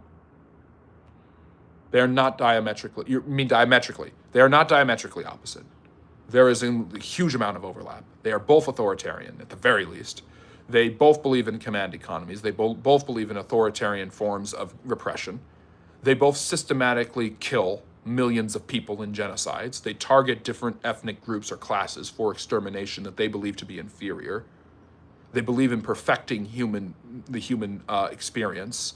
They believe either through nationalist impulses and militarism, or through purging the country and the world of all of the old systems of capitalism and the bourgeoisie. The differences are based on context, not necessarily on ideology. It is radicalism. Now, whether it's horseshoe theory or whether it's two sides of the same leftist coin, that's up for debate. Which prison haircut is this? Sing Sing. Thank you. I'm glad you liked the haircut. A lot of people didn't. So we got some votes. Most people are saying 2 world wars, but we believe here there's 3, and we can argue that, but people can believe anything they want. Live long, Lord Leon Tet Chiang. Know anything about the history of the 7 states? Is that in Vietnam, the Dai Viet? I don't know a huge amount about it. I know they defeated the Mongols and the Chinese. They're fascinating people. Didn't Hitler point to the American stock market? Okay, now I've finally caught up to the old chat. Now I have to go back and catch up to the new chat. I'm glad you learned a lot, E-Cowder. I hope everybody has learned a lot. Did Albert already answer that? We are not just sending into an argument about Jews, the Jewish religion, or any other stupid conspiracy theory about Jewish state. Anyone who engages in stupidity will be timed out. Yep, and you'll deserve it. And then hopefully you'll come back and you'll talk about it fairly. I'm more than willing to let you expose yourself for being an idiot about the Jew question, the Jewish question, which I cannot believe for the life of me that is actually common parlance today. The Jewish question refers to Himmler's idea and the Nazi idea of destroying and eradicating the Jews. It is what is to be done about the Jews. And I'm saying it with that inflection because it's the same sort of inflection the Nazis had. Total pejorative. That should scare you. That it's okay for people to think this. Hitler said himself, I may be destroyed, but my ideas will not die, and my spirit will rise again. And he was right. That's crazy. That's extremely prescient. It wouldn't have been thinkable 30 years ago, but it's back. It's back in morons who either say we don't care or the Jews are our enemy.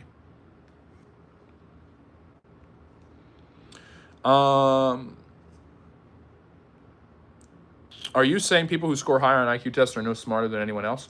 They are smarter. Some people are smarter than others. I'm saying that groups of people have certain indicators for proper amounts of educational and social exposure that will give them better results on the IQ. There is a nurture aspect to it, not just a nature aspect. I'm just stating facts. They're disproportionately powerful and influential. I think we should learn the positive aspects of that from them. I agree with you. Let me see. I mean, I guess go ahead and create a religion schism because you want a divorce. They invent the imperial system, force the colonies to use them, make fun of America for still using it.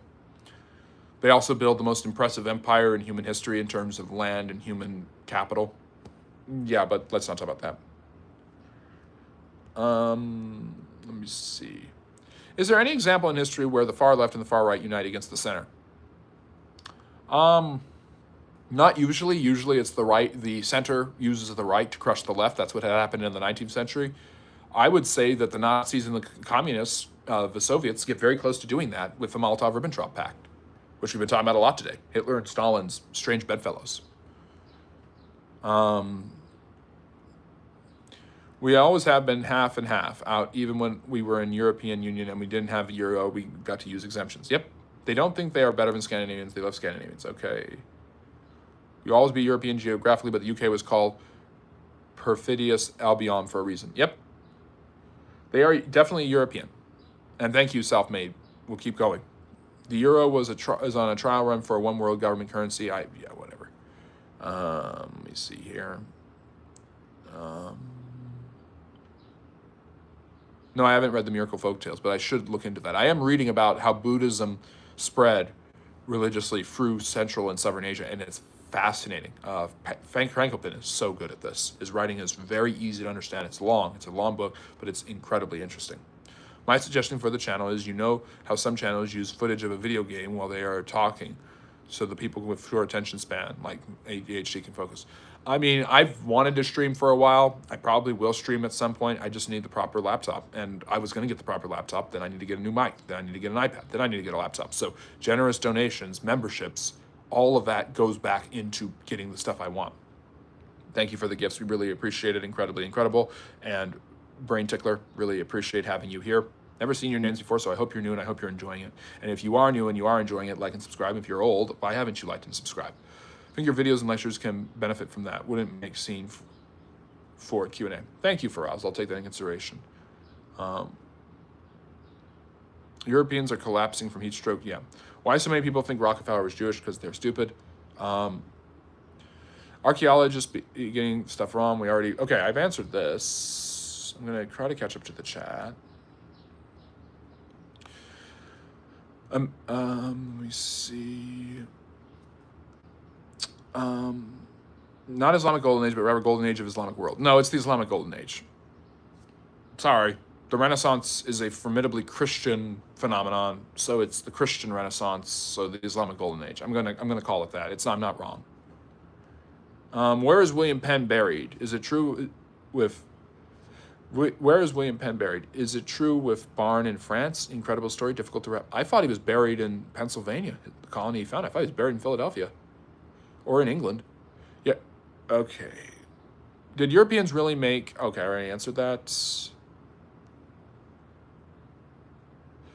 I am from Central Europe and the AC cost me...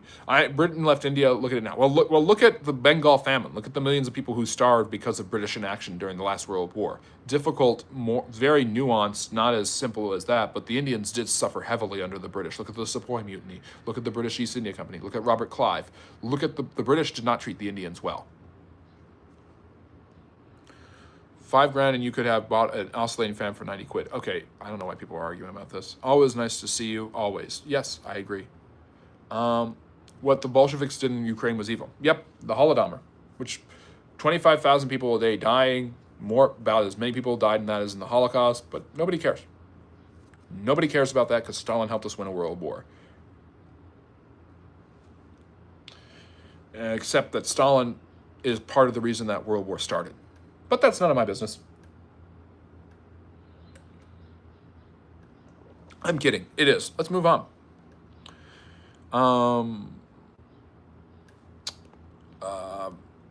Why are we arguing about AC? Just get your hair cut like me, and you'll be fine. Okay. The Hussars are badass. Yeah, the Hussars are incredible. The Polish winged Hussars. Understand the Polish-Lithuanian Commonwealth was the most powerful force in Eastern Europe in the 17th century, not the Russians. King Jan Sobieski III liberated Vienna from an Ottoman siege on September 11, 1586, which is why that date is so significant to radical militant Islam. That was a day of loss. They turned it into a day of victory with the attack in 2001. Scandinavian countries are also predominantly white countries. Yes, but have become more diverse over the years. But what does that have to do with anything? Yeah, I love King Jan Sobieski III. John III, or Jan Sobieski, dominated Poland. So in the 15th century, the Poles link up with the Lithuanians, the Duchy of Lithuania, which later becomes a Commonwealth, with Poland, the Kingdom of Poland, basically becomes the powerhouse of Eastern Europe. As Muscovy is struggling, the Russians are getting on their feet, and they're slowly but surely the Polish Lithuanians conquer Russia in the early 17th century. And I'm a Russian historian. I have a series on the Russian Tsars and a series on Russian history, so please check that out when you get the chance. I do short series and long form series. I'm going to do a short and long form series, both on art history, so please check that out. That's coming out. We're going to start that this week. How much do we know about Hanuman? I don't know what that is. Hard times make hard men make easy times make weak men make hard times and repeat. Western civilization is a victim of its own success and will collapse from within. Isn't that what happens to every civilization, though? It's a true statement. Let me see. What about Thomas Blake Glover, Scotsman, who built two of Japanese warships in Aberdeen? Interesting. Was that when did he do that? Communism is equality. Communism is the demand for equality. Yeah. Do you think that Stalin was equal with all his people? To quote Animal Farm, all communists are equal, but some communists are more equal than others. One of the most terrifying lines in all, I'm paraphrasing it, one of the most very terrifying phrases in literature. In the name of equality, you have made people suffer mightily, and one day they realize they are equally in misery, but you are powerful. That is what Stalinism, that is what Orwell promoted with a socialist, by the way, who realized that communism, totalitarian socialism, had duped the left. And that's why he writes 1984.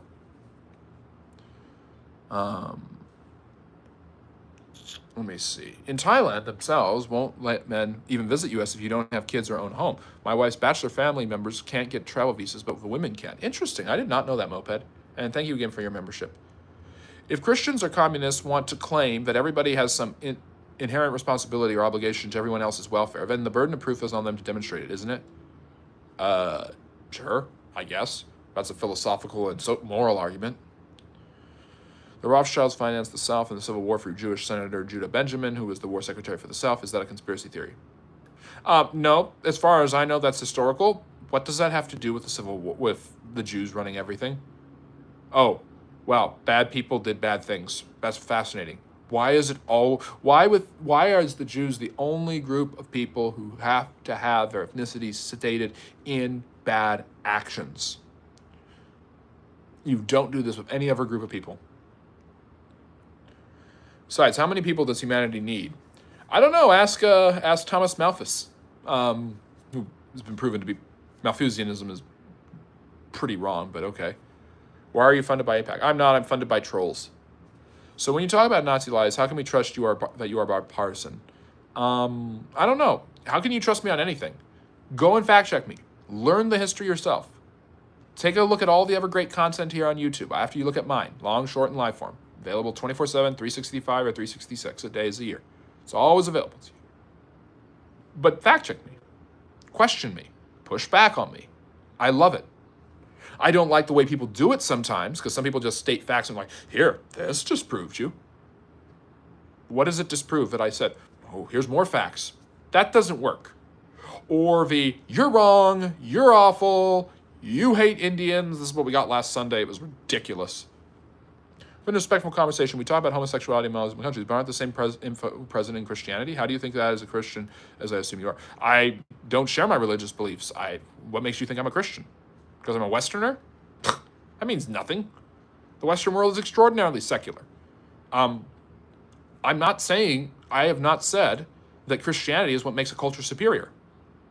So I take umbrage. I'll be nice, because I could choose not to be nice right now. I take umbrage at this is what I get all the time. I criticize one thing. You're this. What? I criticize communism. You're a right-winger. I criticize capitalism. You're a communist. You're a leftist. I talk about LGBTQ history. You're gay. I talk about, the obvious truth that the vast majority of people through history have been straight. You're homophobic. You're transphobic. What am I? You're a Jew lover. I have criticized the actions of the Israeli government and been told that I hate the Jews. Yes, I have actually been accused of hating the Jews, despite everything to the contrary. So I'm going to respond charitably or nicely to you because you've been very respectful, even though I don't think we'd agree on a lot. And again, this is all historical, and I'm indulging you on a religious issue. Usually I demand a super chat only because you have been so kind. And I'm only responding nicely because I take umbrage, like an exception to that. You are assuming, because I critiqued Muslim societies, radical Muslim, I almost always say radical Muslim. Malaysia doesn't have this problem. Indonesia doesn't have this problem. Radical militant Wahhabi Islam and radical Shia Islam in Iran and the Taliban in Afghanistan, and what they do is wrong. And there should be no quarter. Homosexuality is condemned in the Christian Bible. It's condemned in the Old Testament too. And by the way, Jason, thank you for the super chat. Really appreciate you and all you do for the channel. He's a member. That's why he's got his own emoji. So consider becoming a member. You get early access and bonus perks and all sorts of great stuff. We're going to do our members only Q&A this coming week. It's an extra, more intimate hour with me. We chill, we talk. It's fun. So I take umbrage to the idea that you've criticized Islamic countries and their cultures, so you must be a Christian. What? You mean like Christopher Hitchens and Richard Dawkins have? Atheists, who I respect because they're extremely brilliant men? I mean, no, you don't get to label me. I get to label me. And even I'm bad at that sometimes because I'm always changing and I'm always evolving. I'm always developing new thoughts and ideas. Christianity, historically and religiously, condemns homosexual behavior and believes people who participate in it will go to hell. Historically. Now, many Christians don't actually believe that. Most Christian denominations probably don't even teach that. I'm a victim of being in the United States where I have an overwhelming influence of Christianity, especially in my line of work, the social sciences.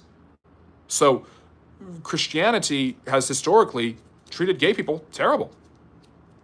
But the United States is a majority Christian nation, ostensibly Christian, has been Christian for a long time, with many Christians being far more rigorous and vigorous in their beliefs of following the Bible's teaching about homosexuality and other moral issues. And still the United States has gay liberation. The European countries have gay liberation. And those are historically and culturally Christian nations. People have become more secular, Christians have become more tolerant, whatever it might be. There is a significant difference, as Richard Dawkins demonstrated perfectly in one debate I saw with him and several radical Muslims, between, I don't think this is right that you're doing this and this is morally wrong, but we're going to disagree, and I will kill you for doing this. Now, whatever you believe about the afterlife, that's obviously pretty heavy and hefty stuff and difficult to deal with. And I take exception to that. But I'm not here to defend Christianity. I'm here to defend the truth. And the truth is, even though I'm a historian, even though I look at things objectively, I should be able to say, this is morally wrong. And this is morally right. And by the way, by doing that, I'm not following the Bible. I'm not. Christian theocracies have mistreated gay people in the past, or Christian medieval Europe. I don't know much about LGBTQ people in medieval Europe, and you don't either because they were suppressed. But I know that in Western countries that have affinities and histories with Christianity, gay people have more rights than they do in the Middle East. And if you really want to get controversial, guess which country in the Middle East has given gay people the most amount of rights?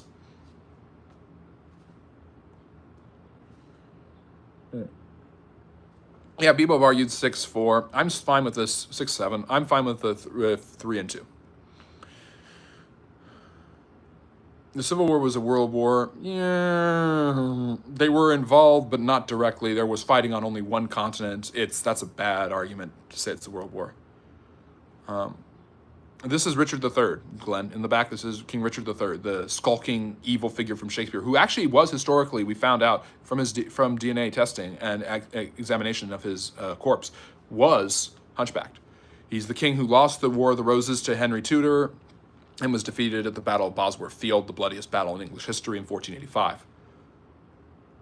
How often did this guy get money from AIPAC? What the hell? They even try to influence YouTubers. It's a joke. That guy comes on once in a while, says a bunch of stupid stuff, and gives me money. I don't get any money from AIPAC. If I got money from AIPAC, I'd be getting the big bucks, and I have a much better streaming service. I'm sorry, but that's stupid. AIPAC doesn't pay me. The BDS movement, which does the same thing, by the way, doesn't pay me. Qatar doesn't pay me like they pay American universities. All true. All true. And the only reason I'm getting into that is because I take exception to the idea that I'm getting paid by anybody but loyal, friendly neighborhood historians. Maybe one day I will get a sponsor, and I'll talk about the sponsor. But I'm not going to get sponsored by AIPAC. I'm not going to take their money. My job is to talk about history. Anyways. How can we trust your world when you take money from AIPAC? Well, maybe you're just being funny, but history has always been destructive. What do you mean by friendly history? Good question, David. I like that question. It's actually a good question that doesn't have a bunch of pernicious ideas behind it. I mean that I take it from Spider-Man, my favorite superhero, but also there are plenty of interesting and fun moments in history.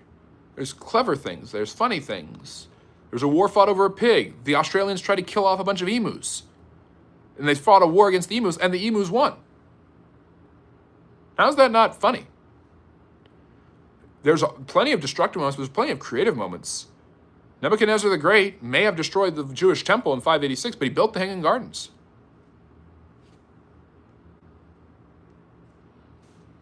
Every country has a lobby.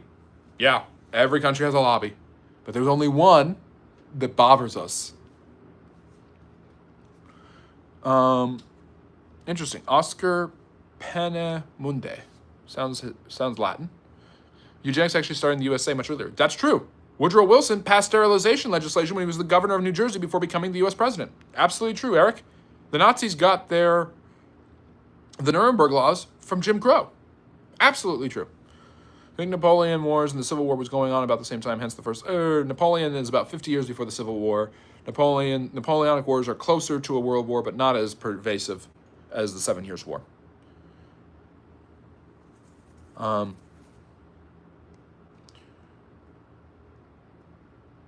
Yes, so you're telling me a Sicilian is white. So I don't want to get involved in race too much, but historically speaking, in the United States, most white people we consider today to be white, like the Italians, were not considered white originally. Angloids were considered white, and the French, and later the Germans. It's a concentric circle that has been applied to more and more groups. Look at how the Irish and Italians were treated.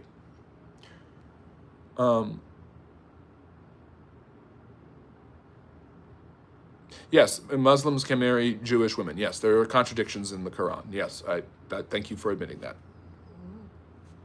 By the way, I don't share my religious perspectives. I have a lot of love for Islam. I think it's fascinating. I don't like what radicals are doing to it. In fact, the radicals are doing more damage to Islam than anyone else. They're killing Muslims, and they're making Muslims look bad.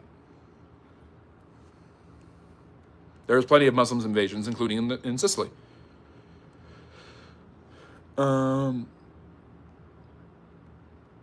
they got rich funding Wellington's armies. Wow, horrible. Wellington was such a bad guy, right? Absolutely not. Great man. Defeated Napoleon. Thank you for... You're welcome, Robert E. Lee. Yeah, Lee was an incredible general. What happened to this monument from Richmond? Wasn't that taken down in the Charlottesville thing? I think they've taken down the statues of almost every Confederate figure. Yep. Americans don't know much about history. It's sad because we're so Americentric. If you have ever been to Rome and been to the museums, all the paintings of the people are white. Yeah, in real life they might have a tan, but they are painted pasty white. Well, that's because that was desirable for that time and culture. And if you think that's racist, then ask the Japanese why they believe that pale skin was beautiful too. The Chinese fought the same thing. Let me see. Thank you for subscribing, Glenn. You're very kind. What was the Third World War? The First World War is the 7 Years' War. I'm doing good. I hope you're doing good too, Brian. Thank you for the gift. This is Richard III. When do we get the British question? Yeah, the British have far more of a claim to actually being the cabal that secretly runs the world than the Jews. But people are stupid. Neither of them are, but the British have far more of a claim. 7 city-states, oh gosh, like the Camelot cycles and the Sumerian epics. I'm talking about city-states that live along the two rivers. Are the Tigris and Euphrates, Uruk, Akkad. I'm trying to think of the others. Babylon, obviously. Babylon was a city before we became a civilization. Oh, thank you, Brian. I'm glad you liked the Martin Luther King video. You call yourself a history channel, but don't know the Rothschilds are Jewish. I know they're Jewish. I'm aware that they're Jewish. I love how that's the litmus test for you for what a historian is. Did you know the Rothschilds are Jewish? Oh, you didn't? You're not a historian.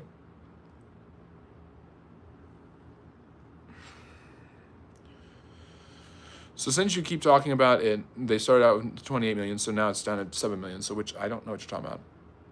My father studied at Kew along contemporary Thomas Sowell in the early 70s. What finished be absolutely correct. Yeah, Thomas Sowell's an interesting guy. Very, very intellectual, very interesting to read. Don't agree with everything he says, obviously, but yeah. You know who controls you by who you're not allowed to criticize. That means no one controls me because I criticize everybody. That's what history does. History is a mirror. Civil War was the second American Revolution, absolutely.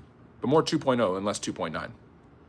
Do you think if the McRib was invented prior to Archduke Franz Ferdinand being assassinated, do you think it would have made any impact on the following year? Well, Gavrilo Princip went to buy a sandwich and then saw the carriage of the Archduke and shot him. So if he wasn't hungry, he would have been fine. What would have happened if Henry VIII didn't become king and instead his brother lived? I don't know what Arthur would have done. He would have married Catherine of Aragon. He would have had that same Spain-England tension. There probably would have been wars with France, Francis I. I don't know. It's hard to think of England without Henry VIII. And I need to plug in my phone because I'm not down to 1%. I know I keep saying I'm going to finish, but this is good. This makes up for yesterday where we had all sorts of problems. So the mic's out, the audio quality will dip, but I am charging so that I can stay on. Will Uncle Sam be hosting another show soon? Thanks. That's referring to the live stream Q&A, 2 hours, American history only from last week for 4th of July, where Uncle Sam showed up. So please go watch that when you get a chance. Those are good kings. Yeah. So Angry Vet, I don't know what happens with Arthur. I don't think England becomes England, what it's known for. I think Henry is so foundational to the Protestant. I don't see Arthur breaking from the Catholic Church. And I don't see the creation of the Royal Navy like Henry did. It's true, you're about to embark on contributing something original to history. Otherwise, it's you regurgitating. Yeah, you've come out with new perspectives. You're synthesizing ideas. That's what I did in my master's. If you want to read my master's thesis, go join the Substack. It's pinned in the chat. My grandfather is Polish, but came to the U.S. from Austria. His family ended up there after the Commonwealth, but they were Polish, not Austrian. Interesting. Well, the Polish-Lithuanian Commonwealth is what I was referring to. What was going on in the Soviet Union had nothing to do with communism as defined.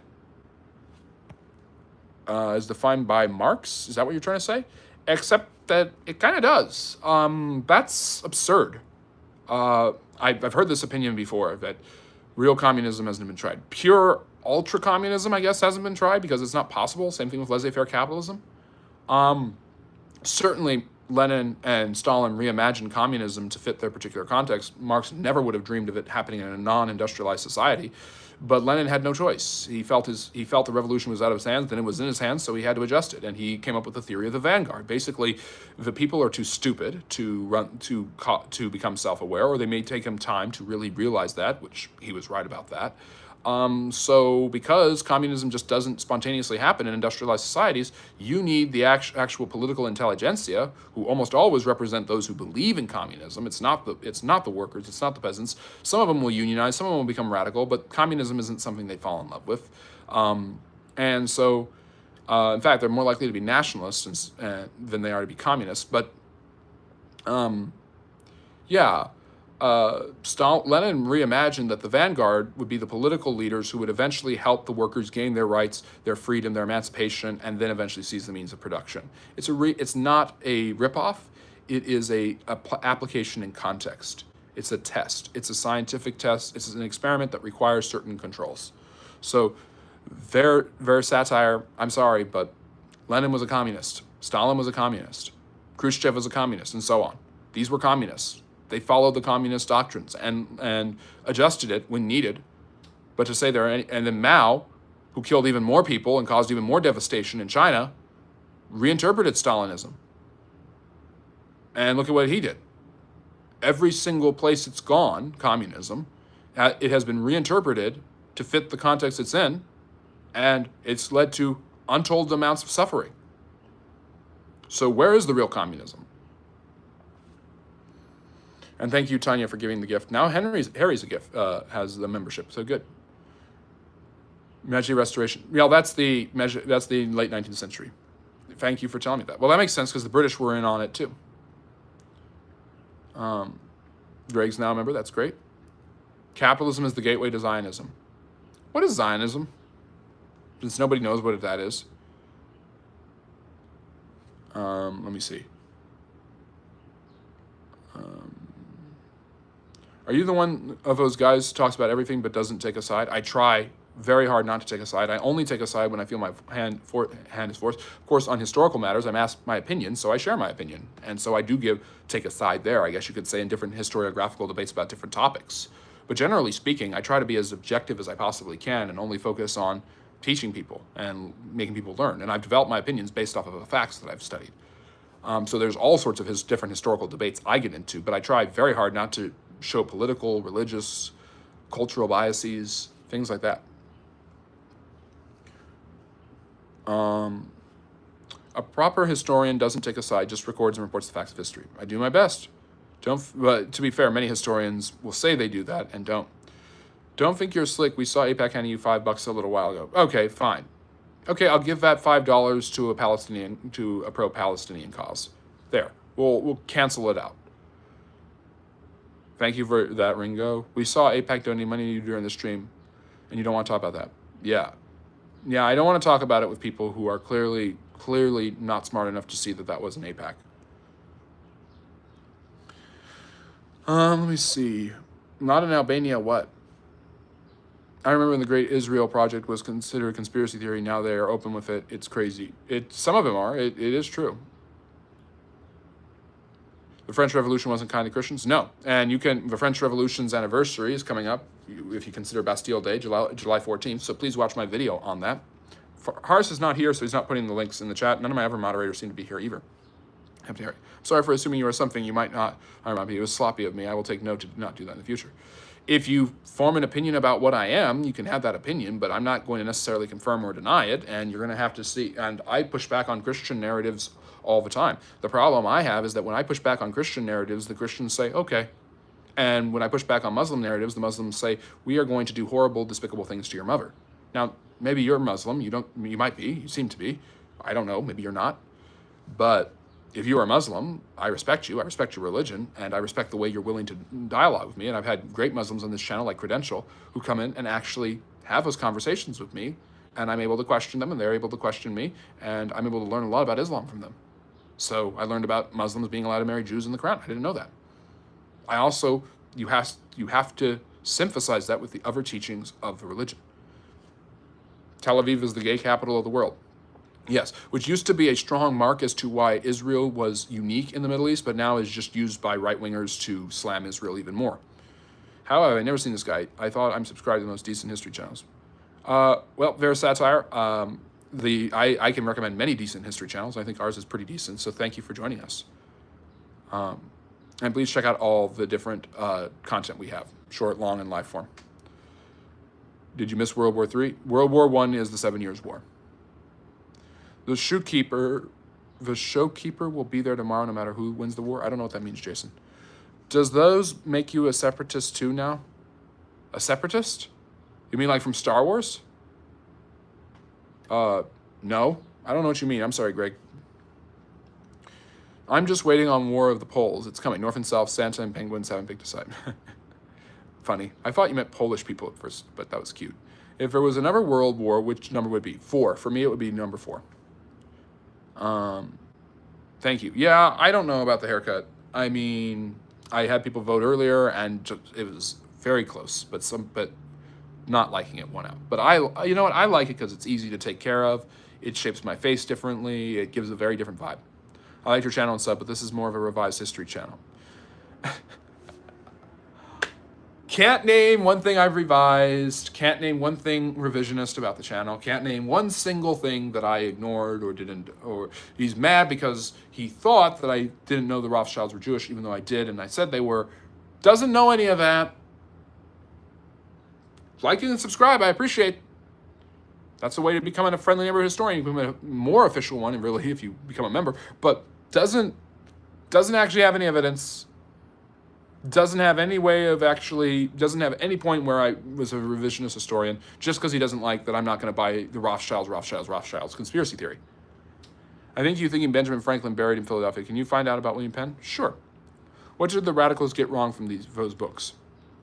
What books are you referring to? I don't know what you mean by what radicals. Are we talking about the Soviet Union and communism still? Religion is poison. Religion can be a poison. Religion is one of the many different ways humans poison themselves. The opiate of the masses is true to some extent, but humans take all sorts of non-religious ways, have proven in all sorts of secular ways that they're very good at destroying one another and ruining people's lives. It's not just religion. My brother-in-law Sicilian migrated and joined the United States Air Force. He will say he's brown. That's why they sent him to language school and taught him Arabic, and it operates in North Africa. The Sicilians are very dark. Religion is obsolete now. Humanity has more than enough people already. I don't know how religion has anything to do with that. I guess teaching people to have families, I guess. But yeah. I practice Stoicism. Religion can be good, but philosophy is preferred. Good. That's a good one, Jason. Seneca would be proud of you. What could be more American than treason? Your nation was literally founded on it.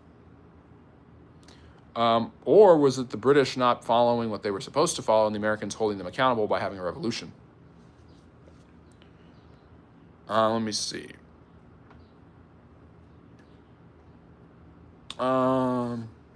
The Vatican rules the world. Again, the Catholic Church probably has a better claim to we secretly run the world than the Jews do, but there are people who think that too, I guess. We must keep multiplying until every square inch of the planet is like a Hong Kong shantytown high-rise. That sounds terrible. That sounds like a horrible experience. And right now, the world is not becoming overpopulated, it's becoming underpopulated, except in Africa.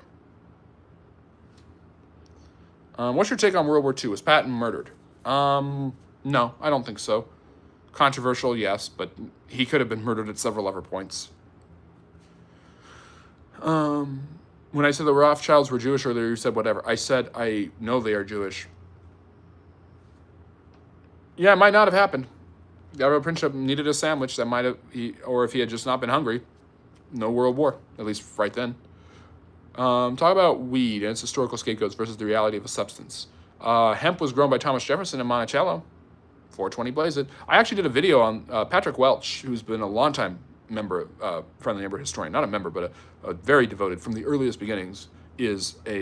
Loves his pod, and he had me do a video. I did a video because I used to do, and I still will if you have a topic for me, videos on a particular topic for a new subscriber. So you subscribe, and then everybody gets to see it. Ooh, if I subscribe, you'll do a video. So it's it used to do it. It's hard to do it with nearly 12,000 subscribers, but I'm willing to do it again. So I did a video on the history of 420 you can watch. Historically, what was the most difficult century you studied and why? 6th century. That's the Justinian plague. There's so much going on. If there's a dark century, that's a dark century. We hear about the Chinese Opium Wars, but not a war based on weed. I don't think there was a war based on weed. Everybody was too chill after taking it. I think China is getting back at us with fentanyl. I don't know how they begin back in the United States. The United States wasn't involved in those wars. Lenin and Mussolini worked in Switzerland. Is that peculiar? No. It was a place of intellectuals. I don't think they ever met. They certainly would have very strong differences of opinion on certain things, but they weren't completely different. Let me see. Let me see. Entire politicians getting backdoor cash anyway. That's been happening for a long time. We're at 2 hours, so we did an unexpected 2-hour Q&A. I've tried to catch up to the chat forever. People are talking about drugs now, which is weird. Jewish faith is Zionism. Tell that to the Orthodox Jews who don't believe in a spiritual Israeli state and don't believe Israel should exist. Are this guy a hobby historian or does this guy work as a historian? I'm working as a historian right now. But yes, I am a professional historian. What time do you think was worse for the average British citizen, the anarchy or the English Civil War? Ooh, good question, EDG. Good to see you too. Uh, from what I understand of it, the anarchy was far more chaotic. Let me see. So what made those city-states be built? Did it for piezoelectric radios? No. Let me see. I'm just gonna go back past this. My children told me Mohammed and Fatima wanted to come to our Christmas supper. I responded to my son, "Yeah, good idea. Bring them tomorrow after school." So they did it after school. Oh, that's good. Let me see. If you was on the History Channel, would watch you. Yeah, the History Channel doesn't do history anymore, so yeah. Who is Sneeko? In Pennsylvania, the prices are relatively the same. Okay. Revisionist history is the idea that people put their own spins and revise the actual history to fit a narrative. It's usually pejorative. Vester's channel is right here. Like and subscribe. Thank you, King Doobie. I appreciate that. Did Countess Everdeen start a revolution? Yes, she did. Katniss. I'm a Swedish convert to Islam, and I don't really have a cultural negative bias towards Jews as some of our cultures say. I am sorry to hear your family has been threatened. It does not represent me. No, it doesn't. And these people were not just random people. These people were friendly neighborhood historians. They had been coming to the channel for a long time, and to turn on me was just crazy. But yeah, I'm glad that I have people who represent the Islamic faith the more peaceably and more reasonably, like you. So thank you. Albertan separatist. Oh, thank you, Greg. Well, I'm not necessarily an Albertan separatist. I'm not a Canadian. Hearst family pushed the pot to legal. Yep, that's true. The Hearst wanted it legal. What is the greatest historical event in your opinion? Why was it? Oh, this one's controversial. There's many that could take the cake, but Jesus being killed. I mean, it's pretty obvious that that's the most important event in history. His death changes human history. The Christian religion spreads because of his death, and supposed, according to his followers, the resurrection spreads throughout the entire Western world, changes the Roman Empire, creates Europe. Then Europe creates the West. Not always through the most licit or interesting of means or good moral reasons, but yeah. Aryan, this is King Richard III, yes. But yeah, the greatest historical event, the most important moment, is the death of Jesus. Oh, you're welcome, Paul. You're awesome. Ilhan Omar said there were 11 world wars. What? The Congresswoman? Yes, Churchill drank heavily every day. He was a bad alcoholic. It's kind of funny. There was a time he was giving a speech in Parliament. Here's some friendly history. And he was clearly inebriated, and one of the Labour MPs yelled out, "Oh my God, he's drunk." And Churchill, as he always did, had an answer. He said, "Madam, I may be drunk, but in the morning I will be sober, and you will still be ugly." I love that. And then the sunglasses came down. Yeah. Let me see here. Okay. All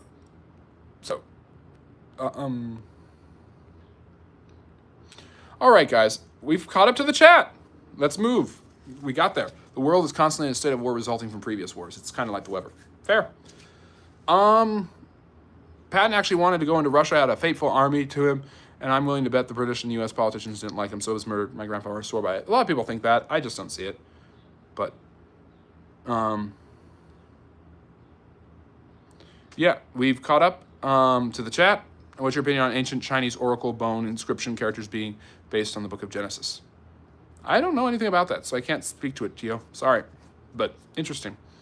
There's Patrick, and yes, thank you so much. I was just talking about you. I hope you heard it. I think the World Cup is bread and circuses now? Yes, absolutely. Great comparison, CO. Sports is the modern form of bread and circuses. Doesn't somebody say they would poison his tea and he said, if I was your husband, I'd drink it? Yeah, Churchill had no... It was Lady Astor who said that. There is far more, Teotong, there's far more connection between the Middle East and the Far East than I had thought in the ancient world, especially with the spread of Buddhism. So it would not surprise me at all if those inscriptions have ideas from the book of Genesis or vice versa. Yes, my pleasure.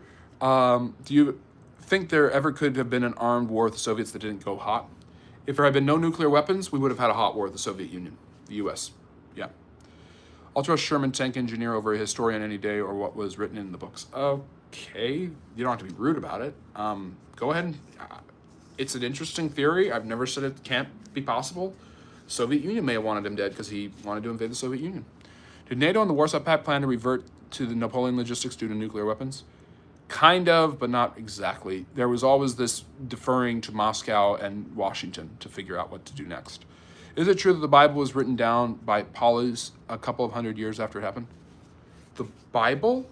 Like the entire thing? The Bible is written over thousands of years by various different people. It is not monolithically written. What do you think made Christianity beat out its competitors as the main religion of the Roman Empire? What made it so appealing? The birth, despite heavy persecution, Christian ethics were popular because they matched the Greco-Roman world's ethics and philosophy. They also were, their birth rates were a lot higher than the native Roman population, so they outbirthed them. The New Testament. The New Testament was partially written by the man St. Paul, but there are other writings from other authors, and most of the writings probably take place within a century of the life of Jesus of Nazareth. So yeah, thank you for liking and subscribing. This is Richard III. Henry VII is the one who defeated him, but I have a video on Henry VII you should watch, just human. All right, number Caesar, interesting. They were sending Patton home, so why would anybody murder him? Show us your proof. Yeah, we'll talk more about that. All right, members have their own emojis. Appreciate all my members, Greg, CSR, Jason, Tanya. We appreciate you. Harry's now a member, my moderator, so that's great.